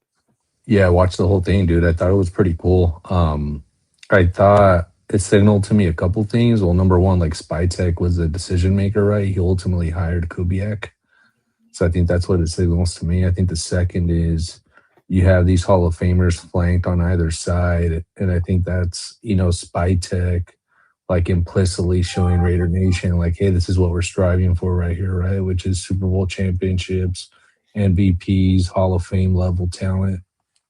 I actually wish they would have passed the mic to them a little bit just so they could give like maybe some opening remarks before the press conference got started. Like I would have loved to like hear from like Woodson, and like Plunkett, like the rest of the guys, because it was a little weird. Like they were just like sitting up there like dolls for like the entire press conference. I wish they would have allowed them to like speak a little bit, but I thought it was cool. I think it would have. Think about that, to be honest. I didn't really even think about that till you said that right now. Like I didn't really feel like it. That is a good point, though. Great point. Yeah, and so I thought it also would have been nice to have Brady there. But I mean, overall, like I thought it was like a good press conference. I think Kubiak comes off as a guy ready to roll up his sleeves and get to work. It kind of felt like he didn't even want to be at the parade tomorrow, really. Like he just wants to like get to work and start, sort of dissecting this roster and like watching as much tape as possible to see who's going to be on this team going forward or not. What were you going to say, Cortez? And like Spytek's like, yeah, we just gave him tomorrow a date so he could go. Like it seemed like Spytek's like, yeah, you could go, but we need you back on Thursday. so we can get this rolling because they're going to be heading out in like a week or two to the combine. Yeah, and I mean, I think, and to that point, I mean, we also have to be realistic, right? In terms of like the AFC West, we're the team that's furthest behind right now, just because like the hiring just became official, I guess, like yesterday.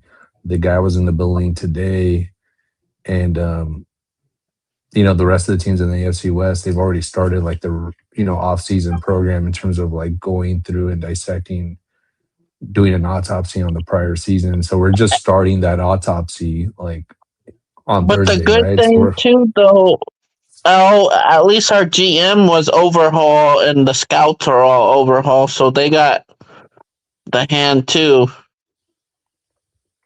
Yeah, Yeah. yeah, It's no, just for the new. sure. Yeah, but my point is like we're a few weeks behind from the rest of the teams in the AFC West. So if we want to be competitive, like, I mean, you got to pull out, all the stops in the next coming weeks. Make sure. I mean, I think we all know who we're drafting first overall, but then there's like 6 other rounds to go after that. So you need to do your homework in terms of who you're going to draft in the second, third, fourth, fifth, sixth, seventh, etc. I also think you gotta anticipate potential trade partners, right? Like, what if there's a team that offers you like a mother load? Yeah, and I mean, to say that we don't get I think they're saying in the chat that they don't think they would give up the 2 first this year, the 2 next year, and the 2. We had a conversation earlier, Dustin, didn't we? If the Niners traded up with the Dolphins and gave 3 firsts, 2 seconds to only go a few spots to get Trey Lance, I would argue that the trade only seems feasible regardless of the position you're trading from. That's not how bidding works. Bidding works by who gives the best bid.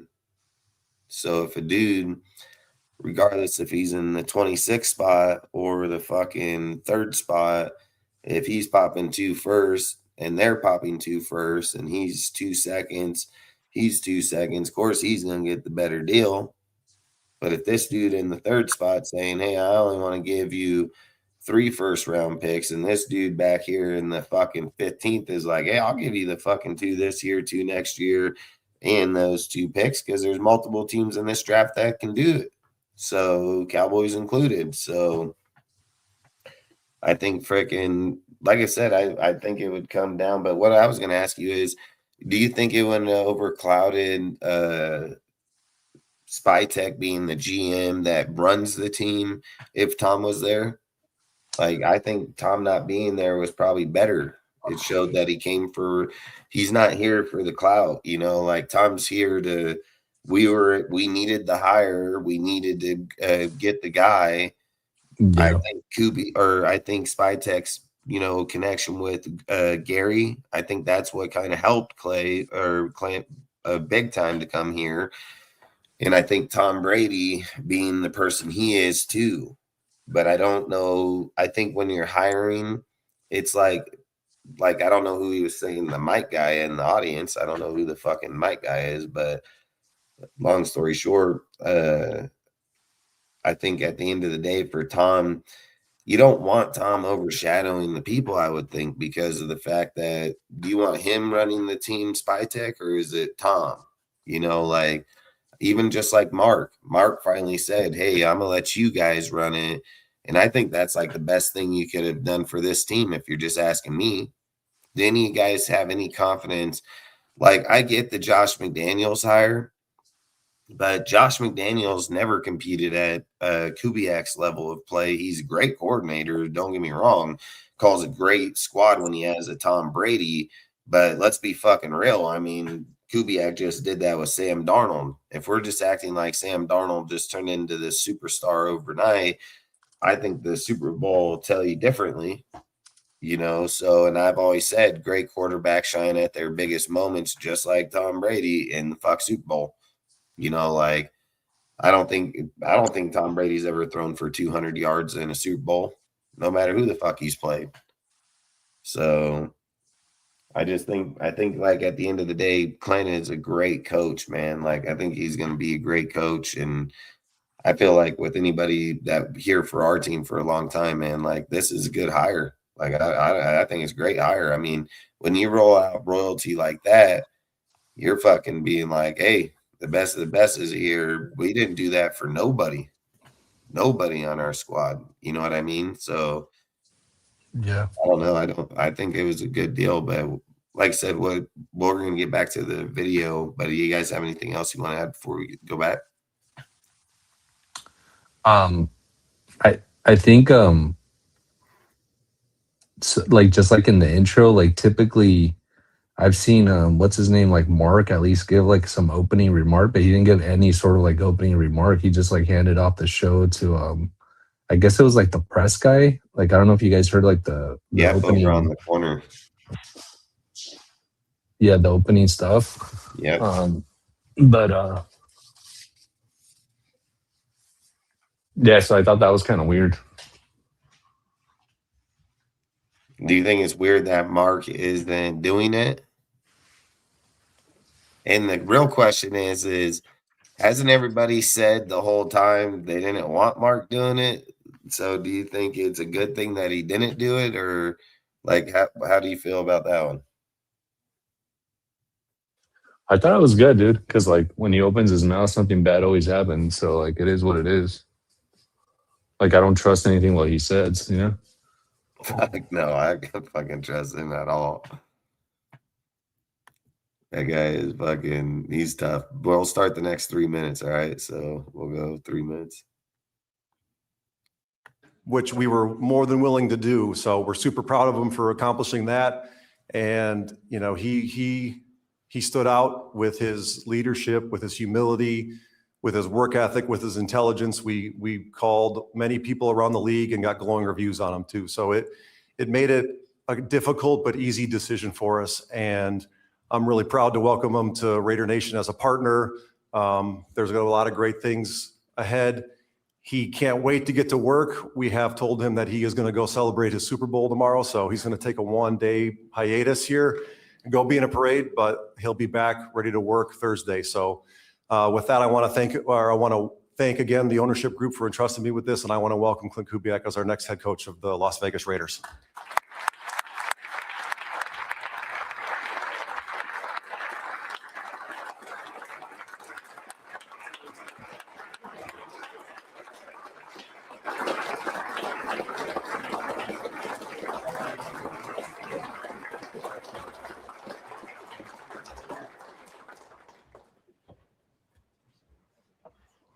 Morning, everybody. Really excited to be here. Just want to first off and just want to thank God for the opportunity to sit in front of you guys today. You know, God had a plan for this day that I could never have seen, and I'm just grateful. I want to thank the ownership group. I want to thank Mark. Okay, I want to thank Tom, Egon, Michael. I'm just so grateful for you guys giving me a chance to get to know me better, and to give me a chance to come be a part of leading this franchise. Who the fuck is Michael? I'd like to thank all the players that are here, current and former. It means a lot to me to be surrounded by these great Can you report? Is that the brother-in-law of his? Better than anybody. Is that his brother-in-law? That's evident. That's the reputation that this building has. And that's something that I want to definitely continue to do, is to welcome the old Raiders and, to make sure that our players feel supported by them. I want to make sure that I thank my family. Where are you guys at? Oh, no. All right. Hey, what's up? My wife, Tessa, Sawyer, Lane, Case, William, just very grateful for your support. We've moved a lot, guys, and it means the world to me that you guys have supported me and have stuck with me, and we've got a lot closer through all these trials and tribulations. But like I said first, I think there was a master plan behind all this that none of us could have known. So thank you guys for being here. I want to thank my mom and dad. I want to thank Tessa's mom and dad, Kathy Nelson and her late father, Bill, who I know is watching watching up in heaven today, and Tessa's brother, Drew. Oh, Drew, what's his name? Who the fuck is Michael? Because what's his name? Spytek said the same fucking thing. Michael. I don't know. I think it's Michael must be an investor in the team. Called him Mike. And No, I told so you, I know there was another guy in the interviews. I just didn't know who the fuck it was. I told you that. it's Michael. It's Michael Crome, the CFO. He's the chief financial officer. I think that's the guy he's referring to. He's the guy who manages all the finances and signs the contracts and shit. I think that's the guy. Crome, Chrome. Yeah, I didn't even know that guy. What is he? Yeah. What does he do? Chief financial officer. So he's on the business side. Nice. So then your aunt should know about that, Dustin. I got a question real quick in this deal, right? Do you think that his religion is going to get like they've said about fucking Derek Carr and they've said about Tebow and things like that? Do you think like with his deal and today, like that's gonna have an issue, or does no one give a fuck? Because I don't give a fuck. No, I don't give a crap. Hey, the crazy thing too, he gave all of his offensive players Bibles last year for Seattle. He gave all of his offensive players Bibles. That's crazy. But I would take it from him.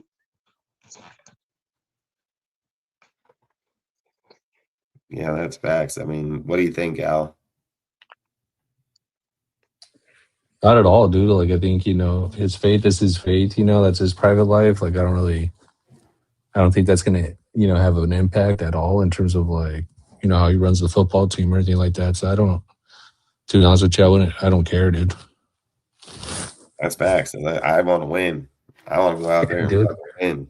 Like, yeah, I don't care who he prays to, dude. Like, hell no, I don't think anybody prays to win, dude. He gave him a Bible when they won the Super Bowl.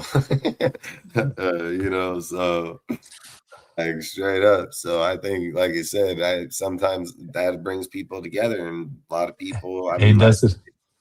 I'll tell you this, dude. Like the fucking Steelers had that one. The Catholic priest, spread the holy water on the field. Like, yeah, shit, we need buckets of that shit. We need buckets of that shit. We should just irrigate a legion with that shit, dude.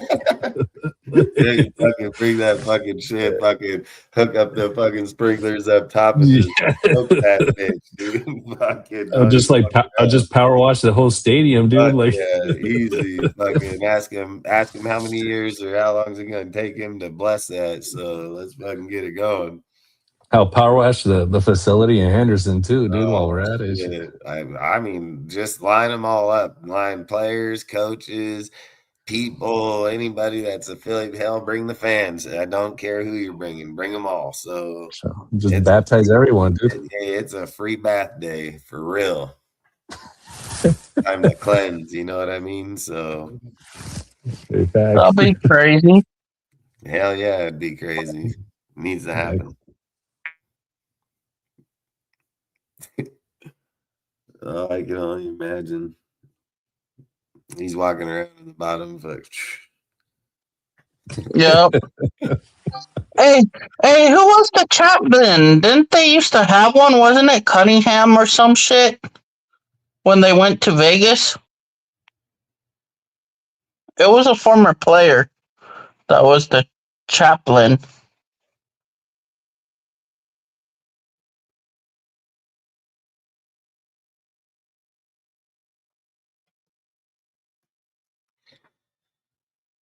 Crazy.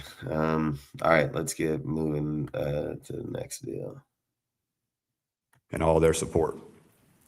I want to thank John Spytek for giving me this opportunity. I know there's a lot of candidates out there, and I know they went through and did their homework, and just spending time with John, I know how important it is for us to have a really great relationship, and just getting to know him a little bit better. I'm really excited about how we're going to communicate and how we're going to lead this building together. I want to thank the interview panel. Mark Thews and Brian Stark, amongst many others. Thank you for your professionalism and for your hard questions that you gave me. I want to make sure that I thank the Seattle Seahawks, John Snyder and Mike McDonald, all the players and coaches there. This day doesn't happen without me getting a chance to be a part of that culture and all the things I learned from those men. I want to give a special shout out to Ken Walker, the MVP of the Super Bowl, who I didn't see after the game. So K9, if you're watching, man, way to go. Proud of you, brother. Really proud of you and all your teammates. I'm going to go see those guys tomorrow for the parade and then hurry back here and get to work. But guys, I got all these notes prepared and I've never been really good at that. The main thing is this is no ordinary job. This is the silver and black. This is the Raiders. This is a historic franchise. So, when the opportunity came up to stay in Seattle and continue there, or to have a chance to come here and compete with this organization, it was a no-brainer. I grew up obviously watching a lot of Broncos football. All right, going against the Raiders twice a year, and the grit of this franchise sticks out. When you hear the autumn wind as a Raider, I can hear that in my mind growing up, watching NFL films and seeing these guys next to me play, seeing Howie Long and Jim Plunkett. It's pretty powerful to be sitting up here with you guys. And I just want you to know that, those values that you guys played with, that's what we're going to play with. It's really important to me that, it's really important to me that we're a gritty team, that the way that they were back in the old days. And how do we do that? Well, it's our silent tape. It's nothing that we say, it's what we do on the field. And it's what the silent tape speaks about our team, how physical we are, our effort, all the little things that win that have nothing to do with scheme. So really excited to get to work with you players and excited to go turn your tape on, see what you guys are about right now, and then go see how we can get better together. But to be a head coach in the NFL, it is a real blessing. But to be the head coach of the Raiders, it's something that I'm very excited for. So you heard what he said. He said, hey, it was a no-brainer to leave Seattle to come to the Raiders after a Super Bowl fucking win. How the fuck is that? Facts. He wants to do it. I think he wants to start from the bottom to be the head coach, to prove people that he could do it from the bottom up. What's your opinion now? Yeah, I agree with you, dude. I think he recognizes that he needs to rebuild this shit from the bottom up, rip the stitches out, clean out the wound, put some Neosporin on that shit, and get going. Yeah, bro, just real quick too, I just wanted to know what his dad was doing nowadays. His dad's a coach advisor for a team in Poland, the Europe League of Football. I mean, the only reason he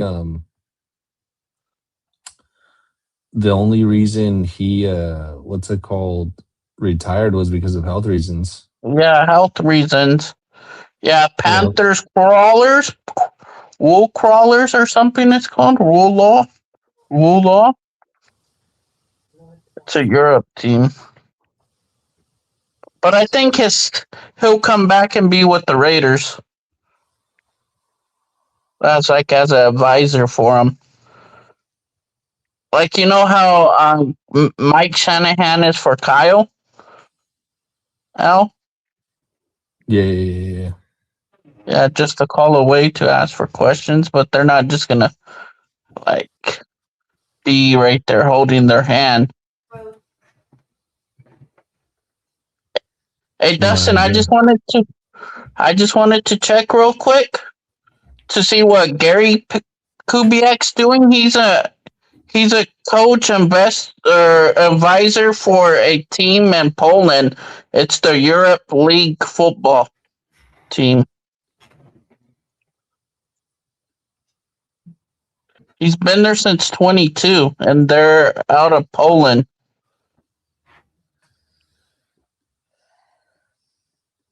Nice.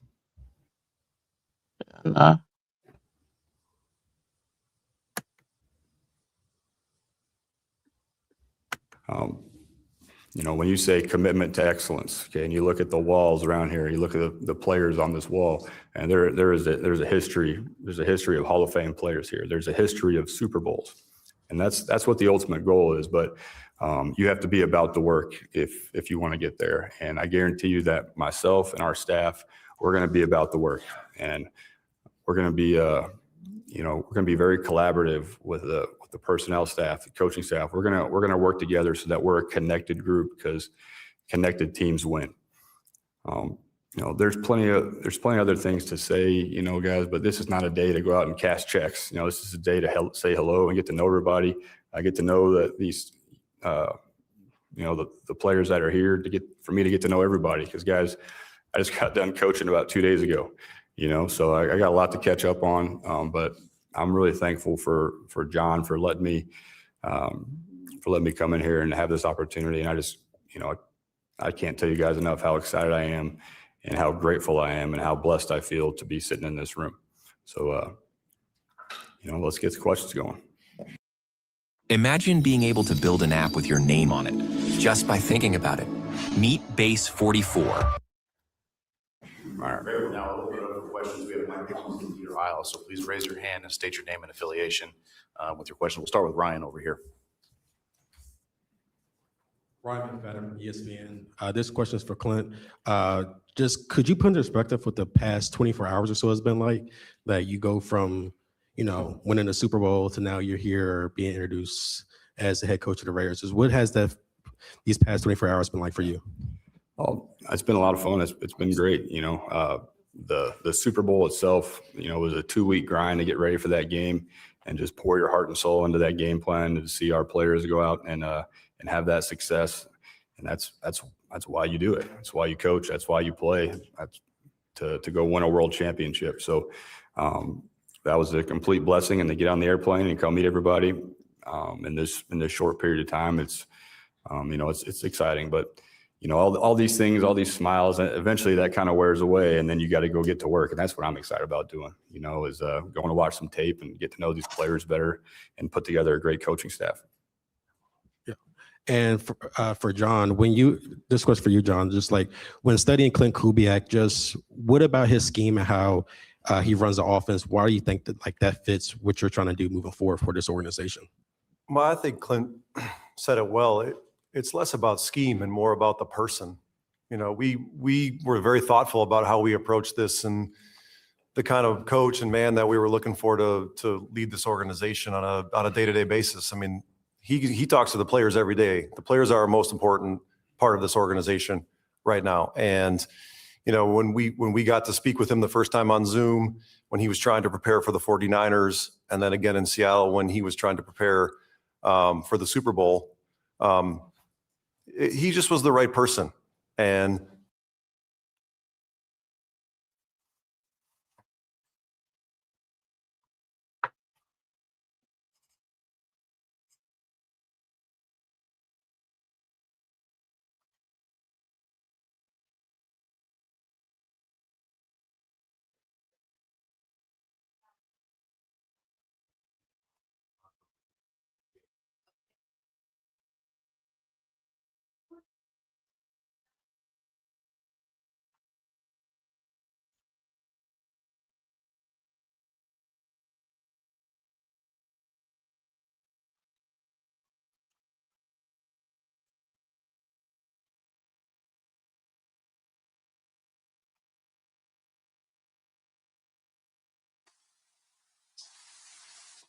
Hey, fellas, got to jump.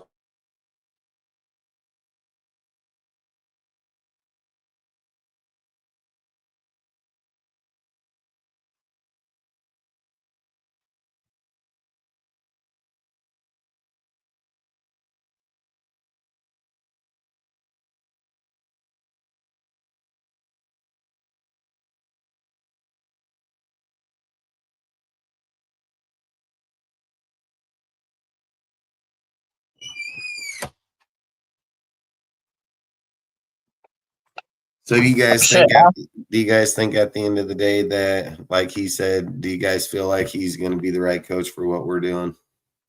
Yes, I have a good feeling like we're going in the right direction. He will be the right coach for us. And like I told you, Dustin, we could have him for 20 years, 15.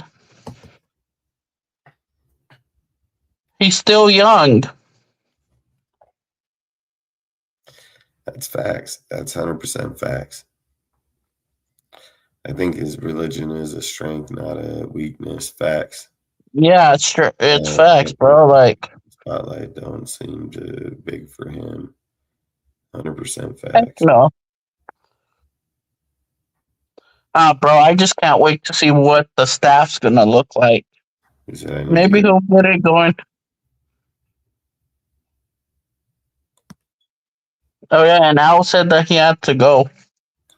He just left like maybe 5-10 seconds before you came back in. Facts. Facts. How's the kids? Good? I mean, yeah, he was just sleeping. I can't talk over him. It's too hard.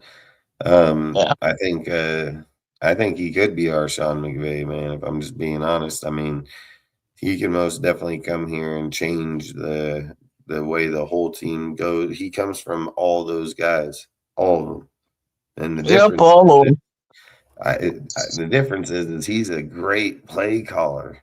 I mean, a great play caller, man. I mean, I think, like you said, you show up when the time is, big, and he shows the fuck up. Like, I don't think the stage is too big for him. Like, that man through the whole playoffs, he just fucking put a beating on him. Like, I don't know. I like I said, I think he's a great hire, man. Let's listen to what some of these people say in the chat. The fact that he can score a lot of points is awesome too, but we were more focused on the person, the humility, the work ethic, those traits. He said score a lot of points. Hondo Carpenter on his side right here. Her You didn't system, have to maybe. come here. Seattle wanted you to stay. Other teams wanted you. So what did ownership and John say to you that convinced you were the guy to bring back the excellence these 6 men represent? Yeah, I think over two separate interviews, I just got very comfortable with John and Mr. Davis and the ownership structure. And it's really they didn't have to say much. This is the Raiders. This is one of the most historic franchises in the NFL with a great history that I want to be a part of. I want to be a part of furthering that history. So I think the Raiders really sold itself, but having those 2 different interviews and getting more comfortable with the men in the room went a long way. Hey, Clint. Obviously, John pointed out that you guys have the first pick overall in the NFL draft. I know it's still relatively early in that process, but what are your thoughts on Fernando Mendoza and how big did that play into this decision for you? Well, I think just the resources that the Raiders have, this building. Obviously having cap space, having the first pick, those all go into the decision. And as far as who the first pick is going to be, we got a lot of tape to watch before we determine who that's going to be. But I'm excited to get into that process. But yeah, the kind of going back to the last 2 questions, there's just a lot to love about this organization. Look around this building and the resources that we have, our meal room, the weight room, the fields outside, the coaches' offices. I mean, it's as good as it gets in the NFL. Been in a lot of buildings for good reasons and bad reasons. Been hired and fired, and the resources are here. We just got to go put it all together. Clint, to your right here. He said, regardless of who the first pick is going to be. Yep. Like, do you think he just says that to be like, keep people guessing, or do you think he means? Yeah, I think keep people guessing because they're not going to show their cards right now. Hell no, it's too damn early. Do you think when you're the first overall pick, does it really even matter if you show your cards? Like, what does it it's just You Yeah, can I pick don't know whoever. what. Yeah. You know what I mean? Like, that's the only thing I don't understand. Like, when you're like in the back, you're trying to think about trading up, things of those. Like, yeah, you don't want to kind of tell, but when you're the first pick, I mean, who doesn't care? Who cares if I'm like, yeah, I'm taking Fernando, or yeah, I'm taking fucking Averill Reese, or yeah, I plan to trade the pick. You know, like, Oh what yeah, does it? he just wants to keep people guessing. That's my own opinion. That's how I think he's trying to do. Make them think one thing. Yeah, I mean, it's crazy to throw him off. I mean, is it just a game, a mind game? You know, like you hear what he said. You hear what he said when he got asked the question, but you heard what I showed you when they talked to Mark about it. There's two Yep. totally different And deals. fucking Mark really wants Fernando. I think he does for sure. Yeah. He said now all we got to do is smooth it over with Roger Goodell. Fucking facts, bro.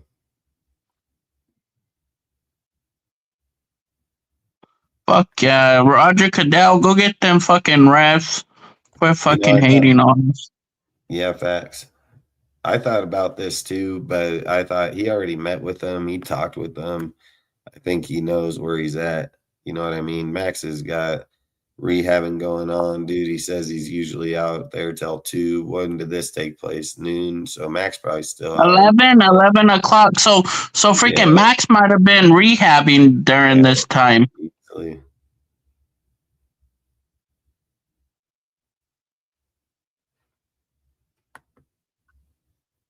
I think he was most definitely rehabbing. And you know Max, man, like he's not gonna be behind in this shit at all. Nah. But tomorrow his podcast, most likely he'll talk maybe about it tomorrow. Hopefully. Here. Willie Ramirez with the Sporting Tribune. You spoke about what the Raiders said to you to bring you here, but you'll be the 6th coach since they've arrived in Vegas. You look at the looks on these Raider greats, look on their faces, the demeanor and the meaning of this organization. Why are you the right guy to sustain and stay here, being the 6th coach since, again, that they've arrived in Las Vegas? Yeah. I think, earning the trust of the building is a daily process. All right. So that's something that I've always been about, and I love earning people's trust, and I got to earn these guys' trust. It's not just going to happen to me sitting up at a podium. So that's something that's a process. That's a process. And that's a great challenge. Yeah. There have been plenty of other coaches, but why not us? Why not this staff? Why not this group of players? So if you look at it in the lens of, there's a history of some, guys that are in and out of here pretty quick. I look at it as, what a great challenge, like that's what the NFL is all about, is competing. So I'd love to go compete here and go get it done. It's going to be a process, and but we're going to be about the work, like I said. So it's a very exciting opportunity. Clint, Levi Edwards, Raiders.com. A couple of days ago, you made history with you and your father being the. I mean, I ain't gonna lie, bro. They sit there That's and ask Khalil me, Mack. That's Khalil Mack. Who? Levi Edwards. Look at him. That looks like Khalil Mack. To be asked that question like that, dude, like fucking all them dudes have walked in the last few years, dude. I mean, how do you get asked that question at the fucking deal? Like, And that fool Klint Kubiak didn't even know about that. He's like, is that true? Watch. Play it, Dustin? what? No, he was talking about his dad in the stat for when he talks about he's talking about his dad in the deal. I'm talking about being fucking told like, hey man, how did you feel like coming here, fucking knowing that the last few coaches here have been, walked out of here in the first year and shit. Oh yeah, that one dude. Yeah, it's Yeah, he's like, that's just a challenge. And he's like, how can he not be wanting to do that? I'm like, fuck, all right, dude. I mean, fuck, bro. He's ready, crazy, bro. the guy's crazy. Hey, bro. And the crazy thing is, these fans be saying, "Oh, he's not this raw guy." You don't need to be a raw guy. I mean, he seems pretty fucking confident to me. Fuck yeah, he's confident with the team. Like, he's ready to roll. Let's get this shit going. Facts. You already know he's been watching on him. I mean, most definitely football coaches, they're always trying to coach. So, when he was flying over shit like that, he just probably started watching players. The first father-son duo to win the Super Bowl as coaches. So now you're the head coach, and obviously he's a Super Bowl winning head coach. What are some values and things that he instilled in you as a coach and as a man that you feel are going to prepare you for this position? That's really cool. I don't know. Is that a real stat? Is that a real deal? I never heard that. Because 10 years ago, I was at that game watching him win it all. I was coaching at the University of Kansas. The same stadium. He said, "Was that a real?" I got to see the smile on his face after the game. Give my bro, mom the same stadium. You won it 10 years later. And, just to share that moment with him is something, I know I'll never forget. And then to see him after the game. Yeah. 10 years ago, they played at Levi. See the smile on his face. The Super Bowl, and he won it like that too. As far as the lessons learned. Yeah, he won it at Levi too. My dad is that when I was growing up, he never made it about sports or football. He just always, he always talked about everything other than that, about, being a good person, about being respectful. He showed me what it means to be a great husband and a great father. So those are the things that I want to emulate with him. Football will take care of itself, but the family values is what my dad is all about, and him and my mom. That's what I'm grateful for. Klint, to your right over here. Jesse Merrick with Silver and Black Sports Network. Kind of along that same lines. I know you joined Mike up there in Seattle in his second season, but that was a guy that came into a new role for the first time as the head coach. What are some of the things that you took away from him about what it takes to build a franchise that you think can help you here? Well, number one is that he's just himself. Doesn't try to be like anybody else. Didn't try to be like Jim Harbaugh. He was Mike McDonald, and he was very convicted.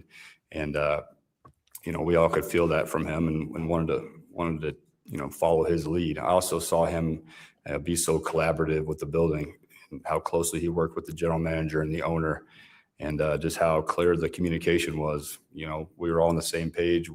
He had a vision.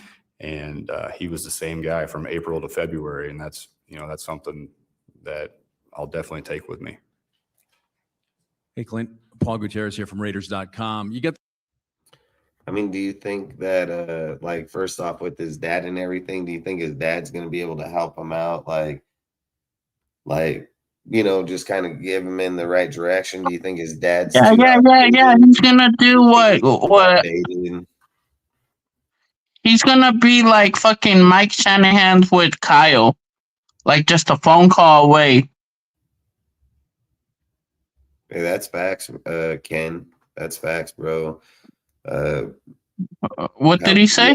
Kubiak said he wants to, he has to earn the fans going to the games. Yeah. Not like Pete just begging us to go without showing. No. Fucking he wants to earn them by winning. Bro, if we start winning in the fucking next year, bro, they're going to start coming out. I guarantee they're going to try to show out week 1.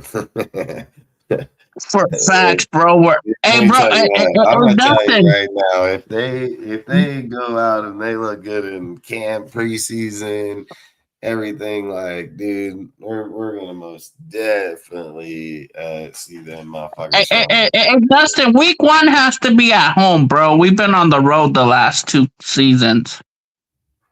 Yeah, that's true. I shouldn't have said week 1. What I should have said is the first home game. Yeah, bro, we need to be at home. Yeah, I agree. How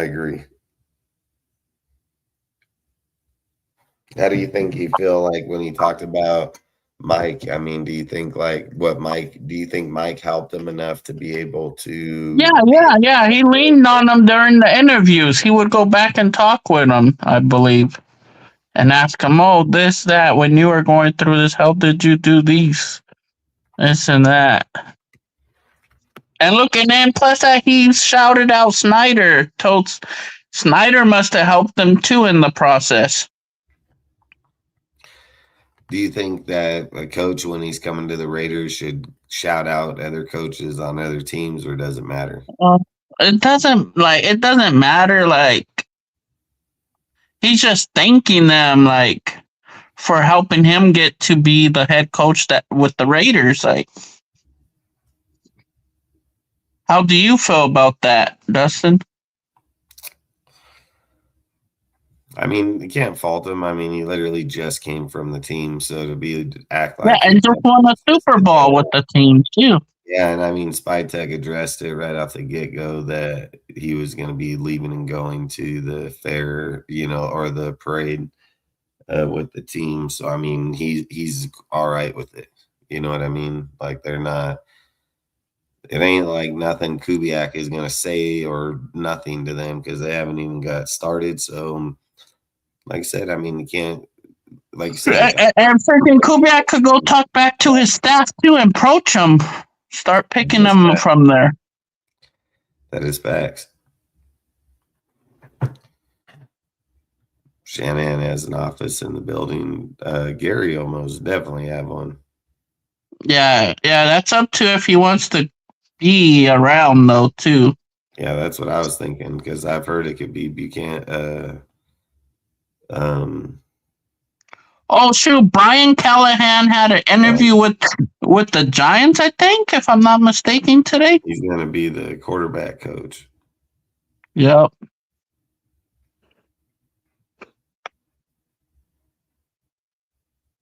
It's crazy how they stacking shit. Adam Gase, fucking trash ass dude. Now he's with the Chargers. Charger fans are pissed off about that.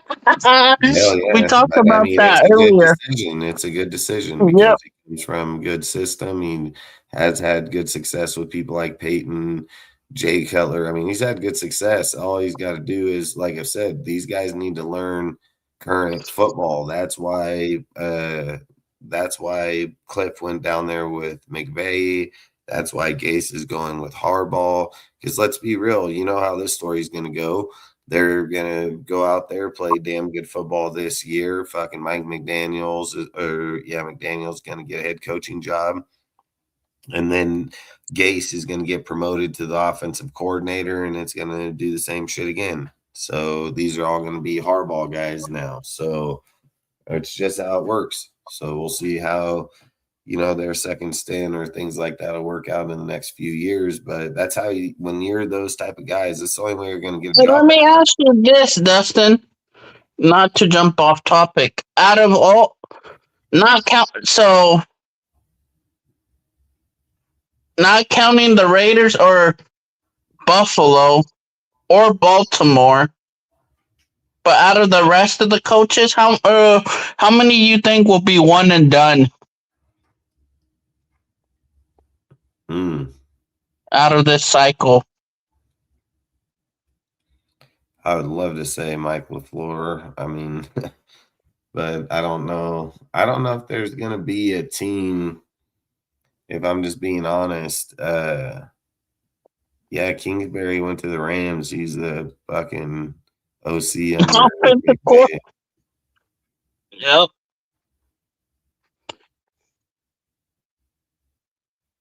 Yeah, I think that's crazy as hell, if I'm just being honest with you guys,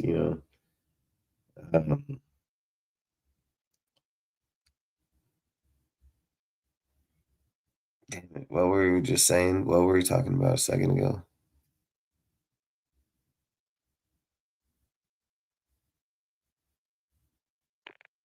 I was asking about which ones would be fired out of this cycle, and the chat could answer it too.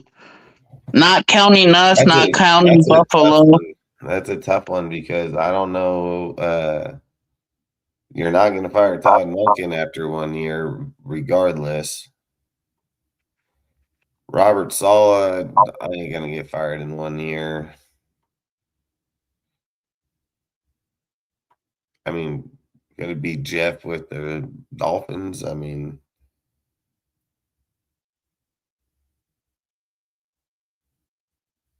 I don't know because I don't know if any coaches I don't know if any coaches got hired like I don't know if any coaches got hired in the attempt like Pete did. You know what I mean? Like to come in and just fix a team right here, right now. Like what team out of the guys that are even out there would you expect that from? Would you expect them to come in the Cardinals and win like that? I don't think so. I mean, if you're trying to rebuild, you're trying to see where the team's at. I mean, you go to the Rams, or the Titans, you're trying to develop Cam with that staff, Dable, all them. And then my other question, how many out of all the teams that just got new head coaches are all rebuilds? How many are rebuilds? That's a good question because us, Arizona, Miami, Cleveland. I mean, what are you rebuilding in Miami? The offense. I mean, fucking, he got Waddle, fucking Waller. I mean, he got good people over there. He got A-Train. I mean, all right, let's take them off. So Raiders, Cardinals, Browns, Titans.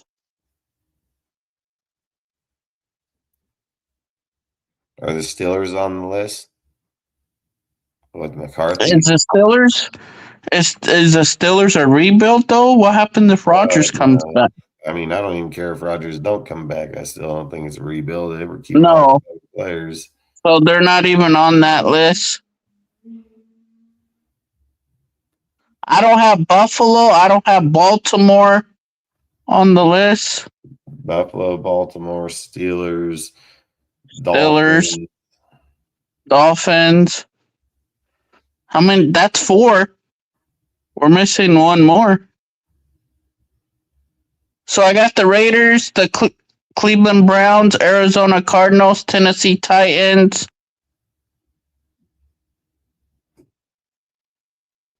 Who's the other team? The Atlanta Falcons.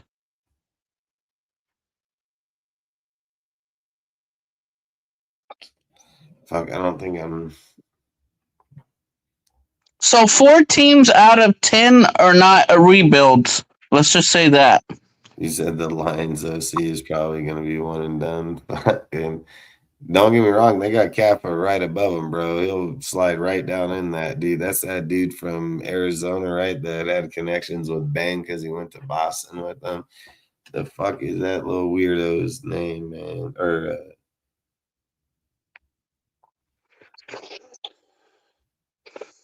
is it Pets? Yeah. Is that dude Pets? Is that his name? No. Is it? I think he might be Pets, man. Now I'm wondering, is he related to Jake Pets?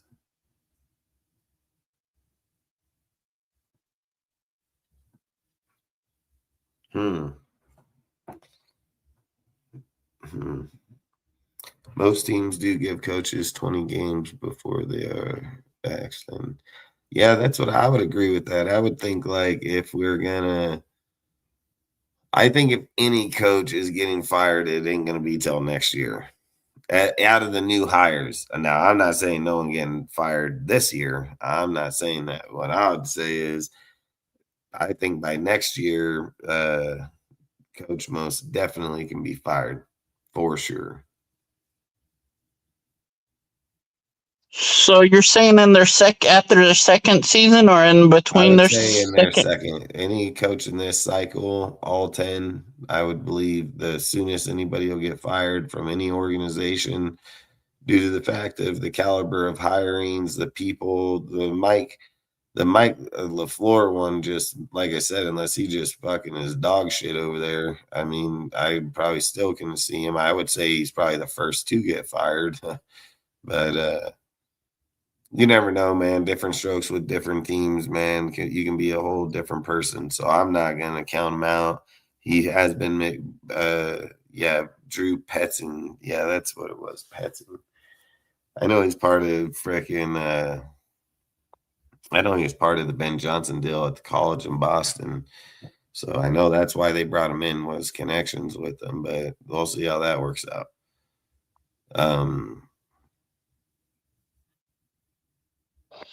Hey, freaking, not to get off topic, but Ashton Genty had a fucking chef at his house cooking for him.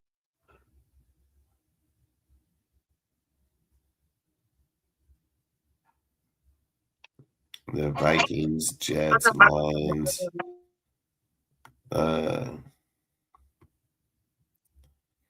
Need turnaround seasons or coaches will be axed.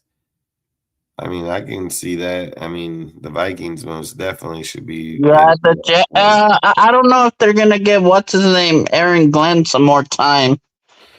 I mean, that's a tough one. I mean, that's the 2-year deal. So yeah, I agree. He can be axed this year. Talk for 1 second. I need to go grab something out of the kitchen. Oh.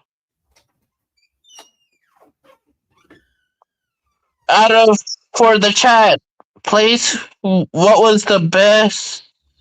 Where you rank all the head coaches that got hired? Where would you guys rank them? I'll rank the Raiders 1, Baltimore 2, Pittsburgh 3.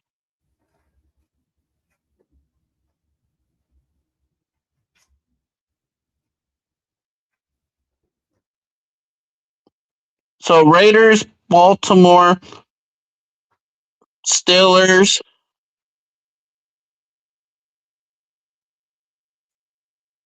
Tennessee.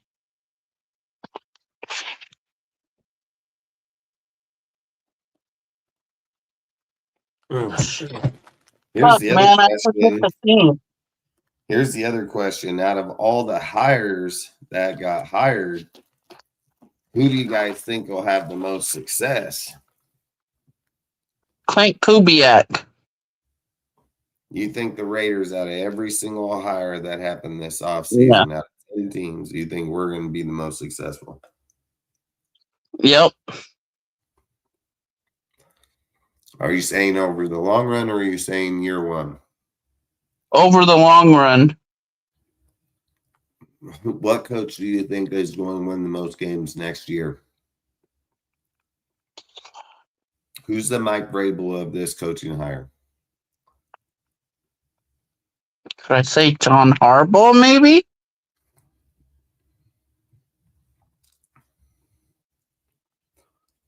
You think John Harbaugh can get the Giants to the playoffs or to the Super Bowl? Not to the Super Bowl. Do you think the Bills have the best chance with giving? Maybe Joe Brady. So if you were to bet out of Harbaugh, Brady, McCarthy with the Steelers, them are the top 3.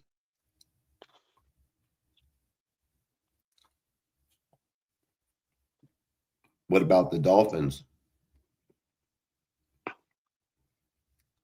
I don't know, man. I don't know if he's a good coach, though. You could be a good defensive coordinator and be a shitty-ass head coach. Yeah, and who's his offensive coordinator? Shit, all Yeah. like that.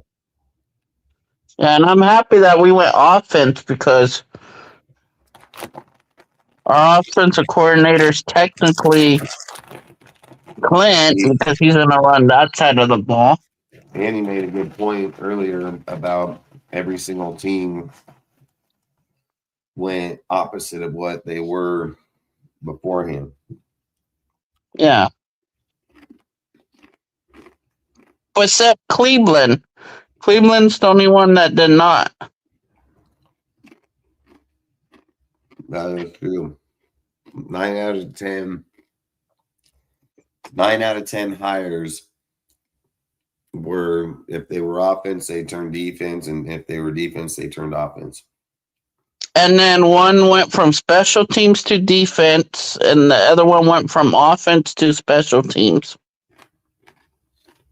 Yep. That's wild. Yep. Are you going to play some more of the presser? Yeah. He said, I feel the Dolphins are going to tank. Moving on from Tua and going to gut roster. Fuck, give me Waddle. Give me Waddle, man. I'll take Waddle on the fucking heartbeat. Yeah, And, give me Waddle. Fuck yeah. Let them get their shit. I don't think we can get A-Train, but if we could, I would take A-Train and Waddle in a heartbeat. Oh, shit. Did you hear now they're going to allow teams maybe to go like trade their picks 5 years in advance? Like their first round picks? Yeah. It used to be only 3 years in advance. I think that's stupid. Just like basketball, trading a 2032 pick. I mean, get the fuck out of here. But good luck with him. Are you ready to do the 5 years later, fucking trading my draft pick? Fuck, that's crazy. All right, we'll keep going. The 3 Super Bowl trophies of the franchise in front of you. You got Hall of Famers, you've got MVPs, you got Super Bowl MVPs surrounding you. How daunting or how welcoming is it to be in this situation you're in right now with all of these things surrounding you and with that standard set? Oh, it's not daunting at all. It's a blessing. That's what you want to be. That's what I want our players to want to achieve. I want them to see these guys, be surrounded by these guys, because that's what their goals should be. They win Super Bowls. You know, the MVPs and Hall of Fame, that takes care of itself when the team wins. So that's what we're going to be about, winning.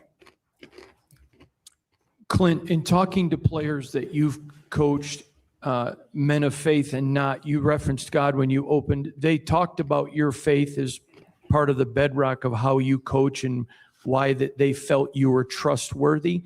Could you let us in on that and how your faith impacts you as a coach, please? Yeah, it's very, very simple. You know, for me is that my identity, I see my identity as a child of God. I know that I'm sitting here right here because of Jesus Christ. And it wasn't always that way. I've had some great mentors that helped me know the Gospels better. And I just, my goal is to live out the 10 Commandments and the Beatitudes and let those values show through in my coaching. And I fall short of that a lot, but I always go back to my, back to the building blocks, which is to me the Bible.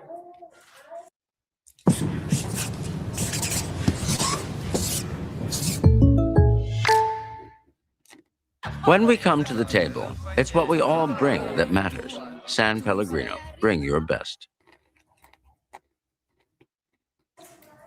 Kirk Morrison here, former player, Silver and Black Productions. For you, Klint, you've been around some of the great defensive minds in the NFL, whether it's Mike Zimmer, Dennis Allen, obviously Mike McDonald, head coach in Seattle. What do you envision the defensive coordinator looks like for this football team, and how's that process going to play out?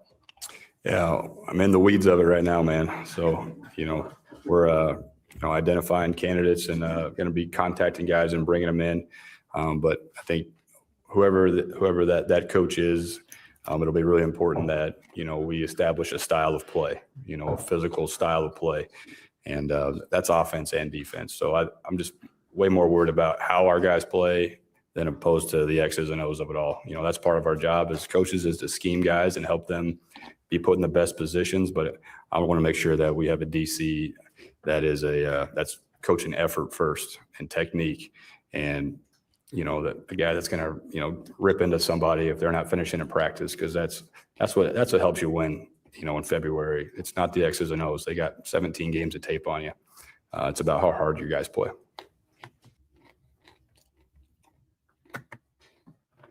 he said, dude, it's not about X's and O's.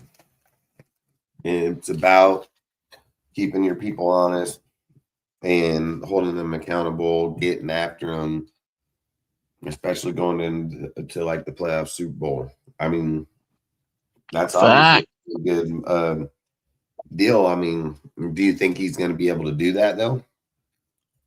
I think he could.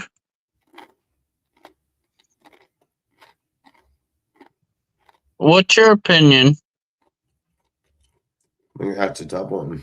I mean, when you're out there during the season and a lot of things are going on, and you're trying to hope that you have high hopes that you're trying to get your wins or your teams and your vision.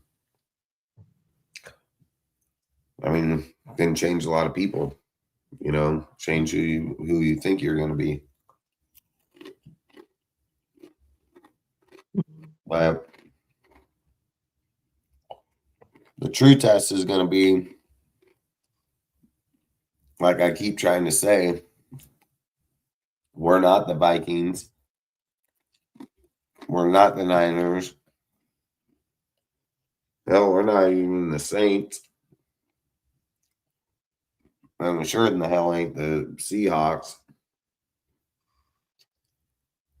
So I would just say we're down there as a way. But the thing I think is crazy is this bull is just like 10 toes deep, bro. Like he's like, hey, I don't give a fuck. We're gonna get this team. We're gonna turn this team around. We're gonna be winners. He said, like, I'm not gawking over the guys up here. I need to earn to be up here. You know what I mean? Like, he don't even feel like he should be up on that stage with those guys right now. And I think that's still. It's a lot of pressure. You know what I mean? Okay, I just want to see who his coaching staff is. I mean, I think we'll know on Friday or Monday.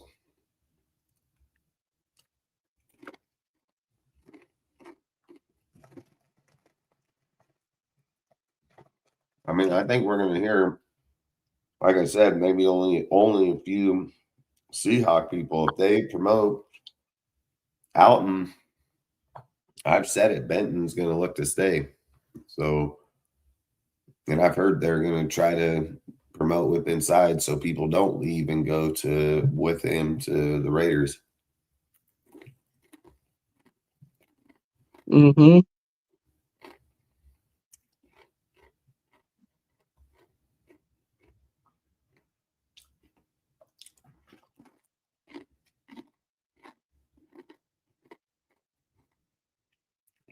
I've said just by the way he talks about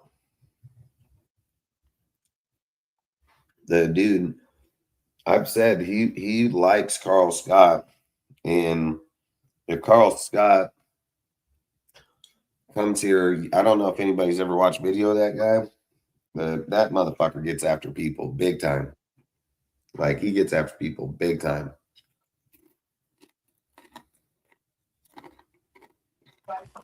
Hello. What's up, bro? What's going on? I'm fired up, man. Let's get it. How do you feel about Kubiak? Oh, absolutely, man. I know it's been a minute since I've been on your thing. I've been busy, but I'm fired up. Let's go score some points. Let's go score some points.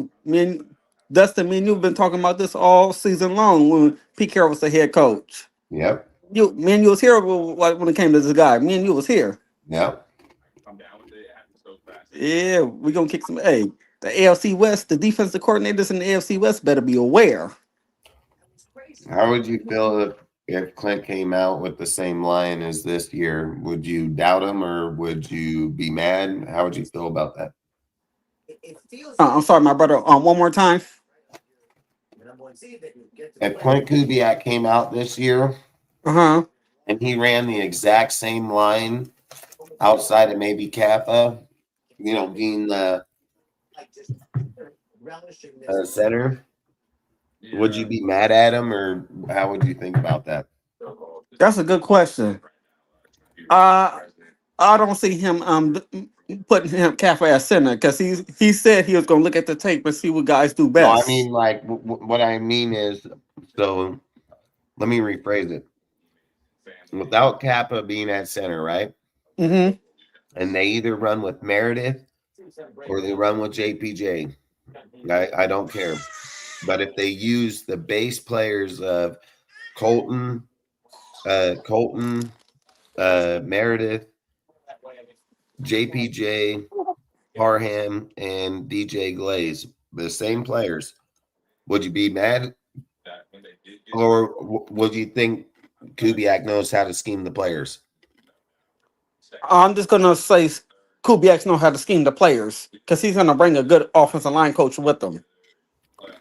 The problem with the Raiders was in these past couple of seasons was bad offensive coordinator play, bad quarterback play, and bad offensive line play, and bad offensive line coaching play. We have somebody that knows how to play to the strength of their players, and I believe Kubiak gonna do just that. How'd you feel when you watched the presser today about him? Fired up. Let me tell you, he is very honest. He did not come in here promising a whole bunch of things.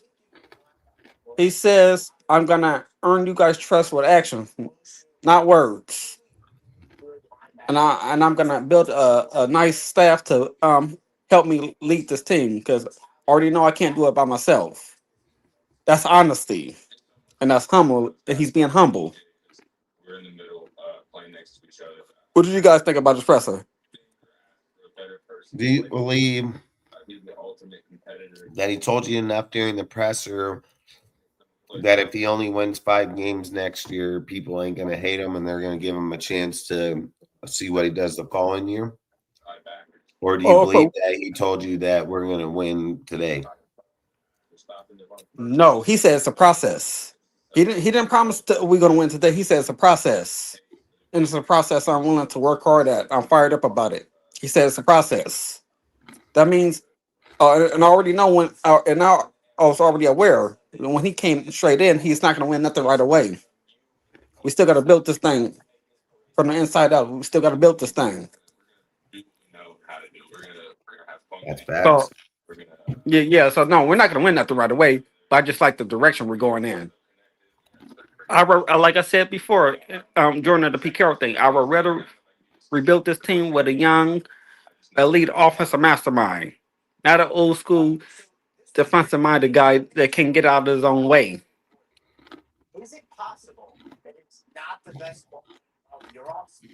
That's facts. Yes, and when the Raiders fired Pete Carroll, they should have sent the Suns out the door right with them. I don't know why they kept his goddamn son so long. They should have sent his sons out the door right with them.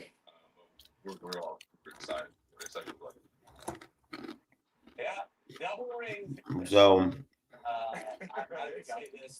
I want to ask you Jason's question real quick.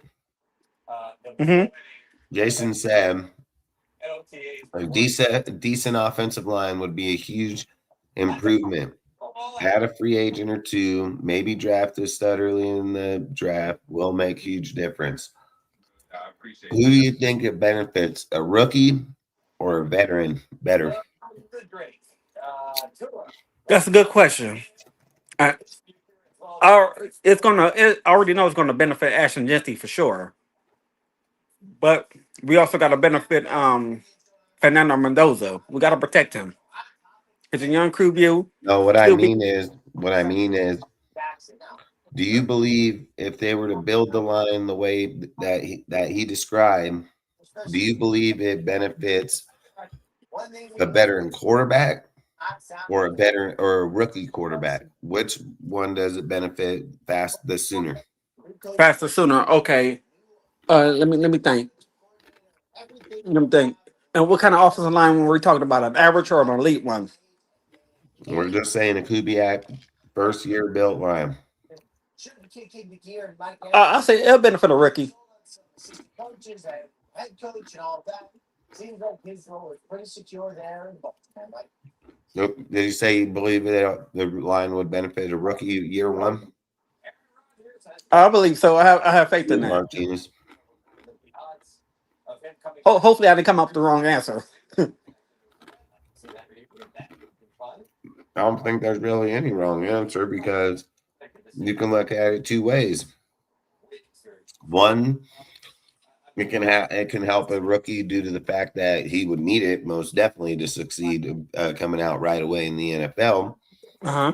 Think he'd go out there and win fucking 13 games? No, because I don't think Fernando is Jaden Daniels in any means.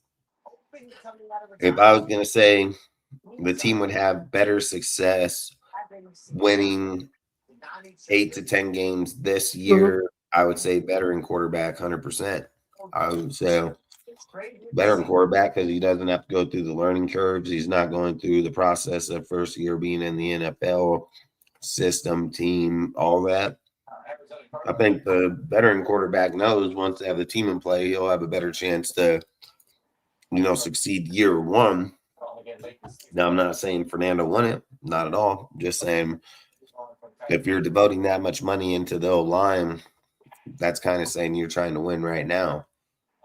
What I think would be smarter is go fix the secondary on the fucking defense, like literally, because there's no corners, there's no linebackers, there's fucking, one safety. I mean, you gotta fucking sure up that secondary for damn sure. So yeah.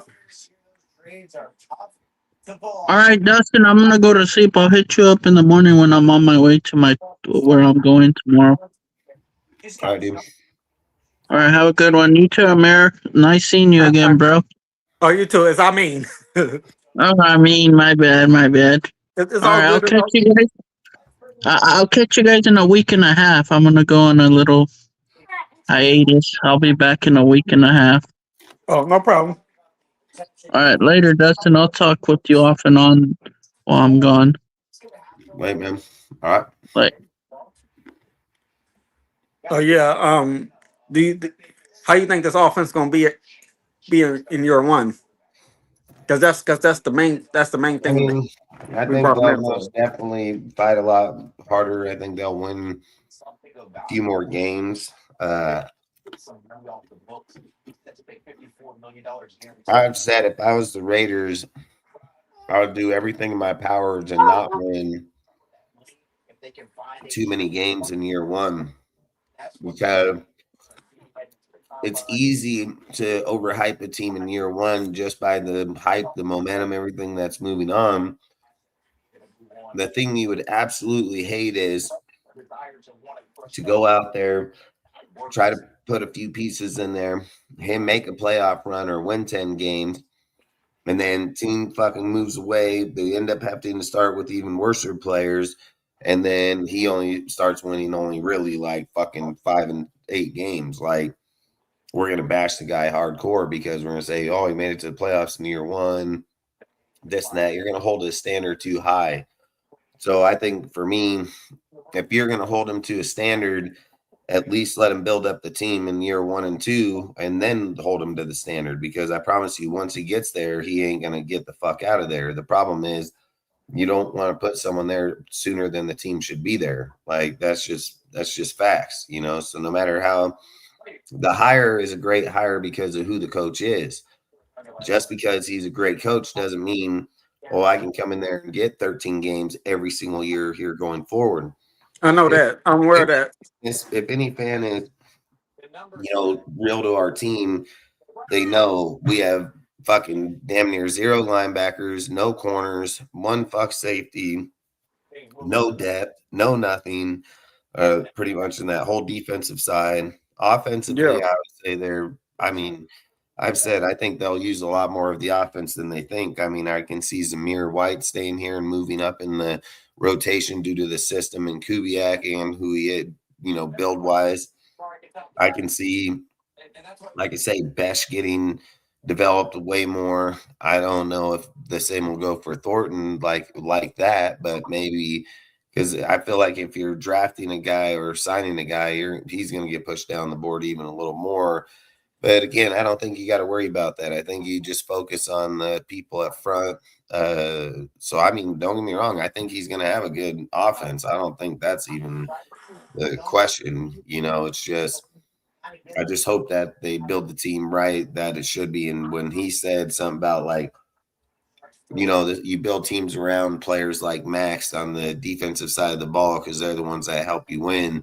You know, I think that's what he's going to do. Maybe sacrifice a little bit of the offense at first, help Max start getting built up.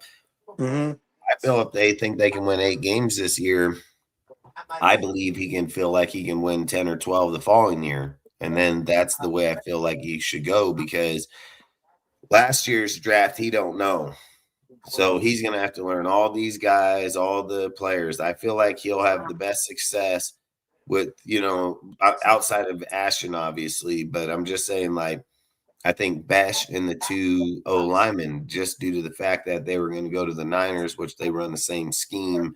So I think if they're going to be any good, Grant and Rogers, he would have a good idea of Adam. He runs the same damn system. So I think at that point, they can see a few of those players. But again, the new defensive coordinator that comes in, things like that, Tonka Hemingway, fucking JJ Pegues. I mean, you got multiple players over there. Porter damn near. I mean, fucking Oh yeah, a lot of players that haven't got to play a lot of time, you know. So on top of you drafting 10 draft picks this year, you know, let's just say you draft 7 at the end of the day. Like 7 on top of all those guys you already don't know. So it's tough. Yeah, he said he gonna be watching a whole bunch of tape. Yeah, he's got to watch the whole years of tape. Yeah. Of all the players, not just all. I know because he's a head coach, so he could be watching on all the players, trying to get to know them a little bit. And you got to remember when he says he's watching tape, it isn't just tape in the games. It's tape in practice. It's tape in the fields. They tape everything in there. They have tape on these dudes all day, every day in those deals. So learning people's traits, personalities, things like that. Watching 17 games, I mean, you can do that pretty easily, just putting it on and going. But I think, like I said, you got to figure out who the people are where you see, okay, this guy's lazy. This guy's fucking standing around. He's not just doing it here. He's doing it here and here and here. Yeah. You know, there's a lot of things like that. And I think Klint, when you listen to him, he doesn't believe he's perfect. He's trying to be. He's trying to get better. He's trying to be a better person.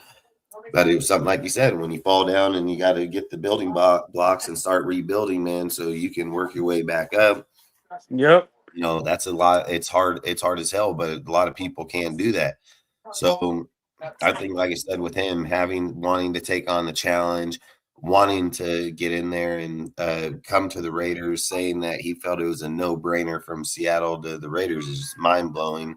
And then for him to be here and be confident like that, I've said it. They haven't put a hire like this in a long time, and they don't have the star power, not even for John Gruden. So I feel like this here shows like they appreciate him as a hire for sure.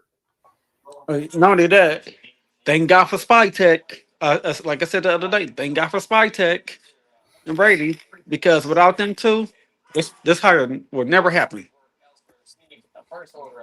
If it was just Mark Davis and a mediocre GM, I don't think he'll take the job. Yeah. I don't think he takes the job at all. Takes the interview. Exactly. The only reason why Ben Johnson took the interview last off season, Brady. Yes. But like I said a week ago, the Cardinals was us last off season. The Cardinals hurried up and picked up they coach because they knew goddamn well they wasn't gonna be able to get him. And like I tell people, Seattle's not going back to the Super Bowl because they just lost the brains of the offense. Facts. They're not going back in the Rams, just strengthening their coaching staff. With the Rams, they got Cliff Kingsbury and Sean McVay collaborating on that offense. So they're gonna give Mike McDonald hell. I even think Kyle Shanahan gonna give Mike McDonald hell. I think they're all going to give him hell. I mean, when you're losing Kubiak, I mean, your defense can take you a long way, but that doesn't mean this guy right here on the screen is calling your plays when you're in crunch time and getting them out. And I don't care if there's a dude that coaches under him for a year or two and then gets promoted to OC. He's not him. He doesn't scheme the way he does. He didn't build those plays the way he did. I mean, that's his scheme. So Exactly. and people mimic it, yeah, but what about your shit? What's yours look like? So you don't think when he plays you, he'll know how to tell his defensive coordinator how to stop that shit? And he's gonna tell him, oh, this guy's running my shit. Here you go, man. Thank you, because we played them this year. Yeah. So I don't think it would be smart to do that, in my opinion. I mean, I just don't think it'd be a smart thing. And then not only that, dude, this is a Rich Gannon, John Gruden shit all over again. If we play the Seahawks this year, yeah, I can see this guy just destroying the fuck out of Sam Darnold. I can just see him destroying the fuck out of him. I mean, this guy, like I said, Sam Darnold don't win that game without Klint Kubiak, dude. Guaranteed. So, and especially under 200 yards in that type of game right there, I feel like, man, yeah, no. Oh yeah, and not only that, take the Detroit Lions for an example. Take the Detroit Lions for an example. I'm a do key two factors here. The Detroit Lions haven't made it to the playoffs because they lost Ben Johnson. You know what I'm saying? Mm-hmm. Well, they didn't look good last year, that's for sure. That's probably why they fired their dude and trying to go with somebody else. Like I totally get, you're expecting a lot. I mean, look at the Eagles, look at the Lions, like look at everybody that's lost them. It's a big hit in those positions, regardless of who you think is on your team or who's going to be calling it. I mean, like I've said, I mean, oh yeah, I want to add one thing. The Raiders, Sean McVay, for sure. Like, he can most definitely turn this whole organization around and be 10, 11 wins every single year and be competing, But like I've said, you got to do it the right way. You can't just go out there and hop the gun and say, oh, hell, he's the best play caller and blah, blah. No, you got to go out there and play him right. So, yeah. I feel if he plays him right, we can be a winning team for a long time. Just don't overhype yourself too quick. He won't. He's a very humble guy. This is the best hire we had in years, Dustin. That's facts. And I want to tell you something. Thank God we didn't hire no damn Jesse Mentor, because I would not watch the Raiders if we did, man. I swear to God. No, Jesse Minster would have got ate up by a fucking hardball dude. He had murdered him. Not only that, he's also.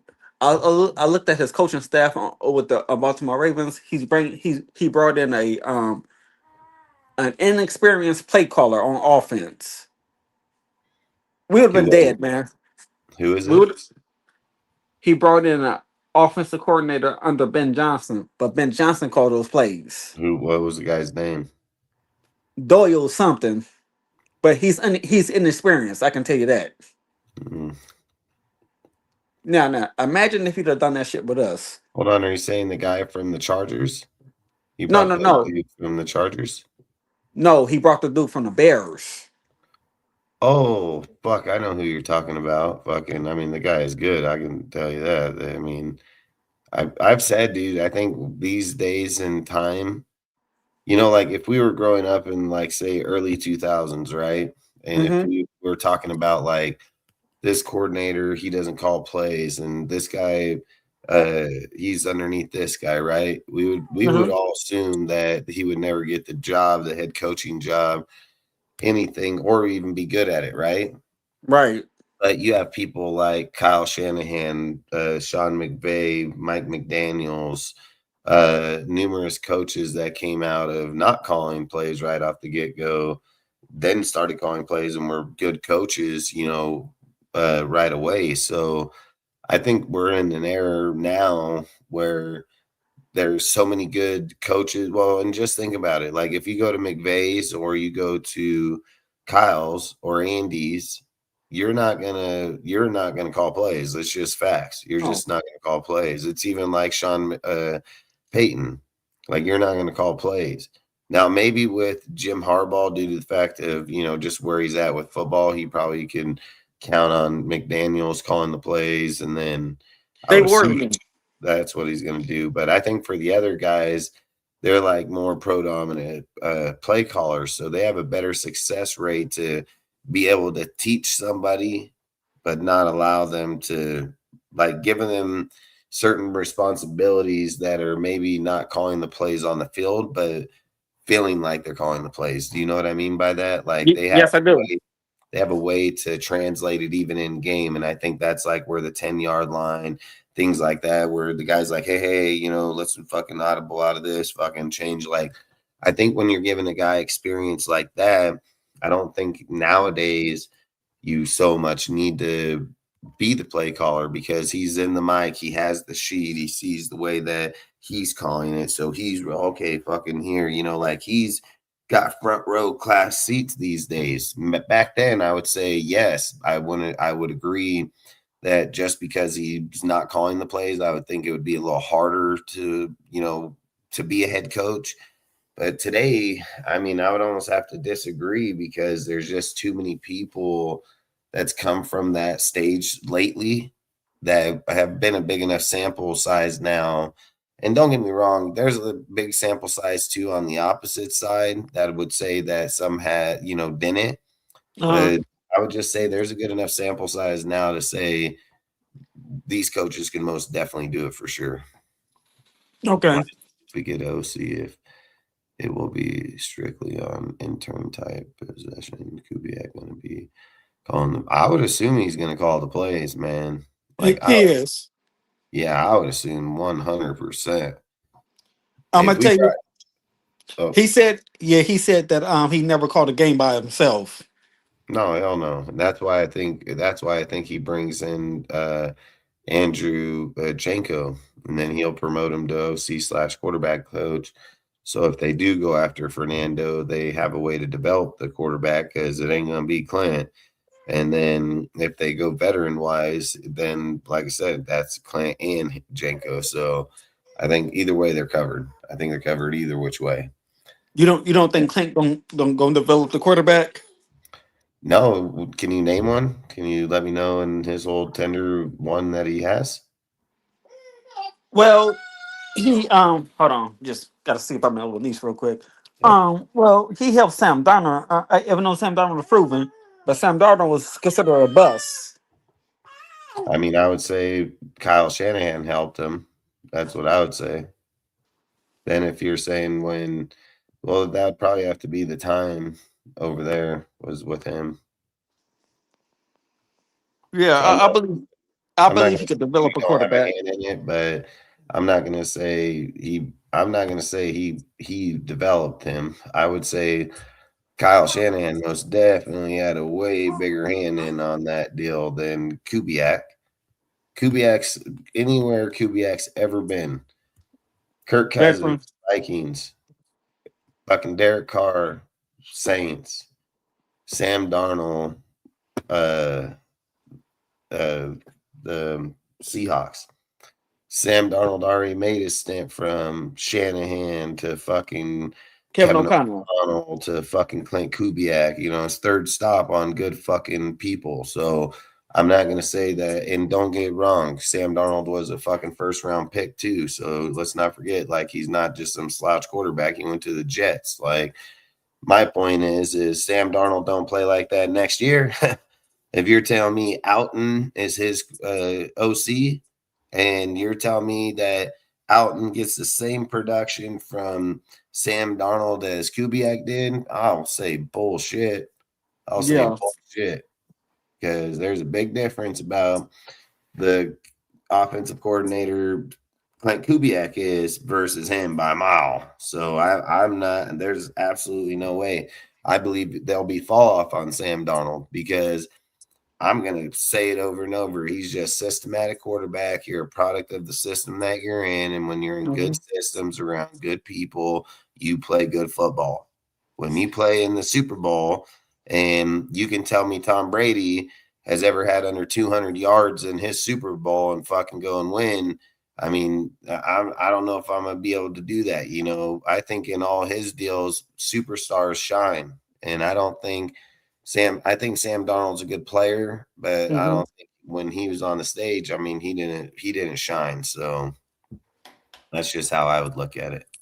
Oh yeah, take Jimmy Garoppolo for an example. Under Kyle Shanahan. Yeah, that's facts. Yeah, but when you get to Josh McDumbass, oh my God. Oh yeah, I think Josh is a good coach. I just don't think he's a good head coach. Oh well, I'm glad they lost that Super Bowl. You know why? Because they got our version. They got the Raiders version of Josh McDaniels. Only won 13 points. No Hell, I scheme, would have no loved to go creativity. to the Super Bowl, even if we lost. I mean, shit, I would have still loved to made it there. You know. No. I'm not saying that. I'm saying look what he did in the Super Bowl. He only scored 13 points. Yeah, that's facts. I mean, he couldn't adapt like Klint did. He didn't adapt like Klint did. You heard what Mark Davis said today. He said, what I liked about that offense is that we scored more than another team. But yeah, facts. oh yes, I'm gonna be back on here shortly. Okay. All right, no problem. I'm probably gonna hop off. Actually, I got to get up early, but tomorrow I'll be back on. If you want to join us tomorrow, we'll be probably go through the presser and everything more, and then go from there. Absolutely, my brother. It's been good chopping it up with you. Yeah, I'll send you the invite. And then just join whenever tomorrow. I appreciate you, man. All right, man. I do too. I appreciate you coming on here and talking ball, and then we'll talk more Kubiak and more roster and everything tomorrow. He'll be at the parade. Maybe we'll get a little bit of insight on maybe somebody or not, and we'll talk about it tomorrow night. Absolutely, my brother. All right, salute. Man, have a great night. Heck yeah, salute. Salute.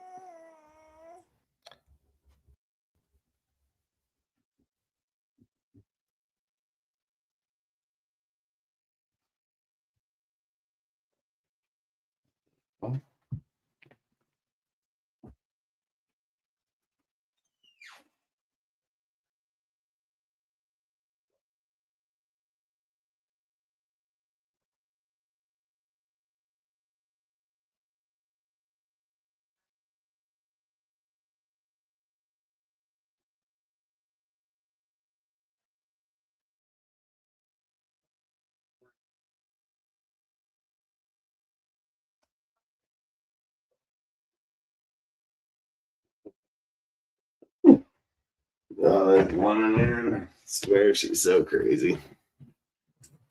Either way, I'm probably gonna hop off, man, and then we'll rejoin up tomorrow. Frickin' more to talk about, bring up more coaches, things like that. Maybe we can go over some players. I don't know. We'll figure it out, but I know we'll hit back up on tomorrow and go from there, man. So I really do appreciate all you guys. Really do appreciate all the comments, man. I appreciate all you guys showing up, supporting the channel, man. So really do appreciate it. So outside of that, shout out to everybody that's out in the chat still right now. What time? I go live at 9:30. I go live at 9:30 p.m. Pacific, so like the West Coast time, 9:30. And then I go live. I mean, shit, what 3 hours, 4 hours most of the time. So I just got to get up early tomorrow, man, and not trying to wake up every single day 4 o'clock with only an hour of sleep or two. So, but long story short, appreciate all you guys, man, and hope to see you all there at 9:30, and hope to hear you guys chatting it up, man. Appreciate it. So outside of that, I always say stay safe, don't drink and drive. Raider Nation for life, baby.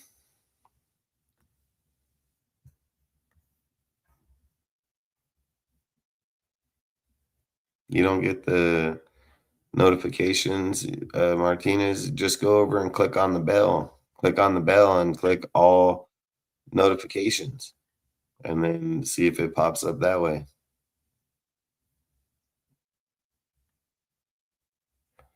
A lot of the time it's because the bell is either just on none, like just the normal, but if you click on it and push all, it should notify you, I would imagine.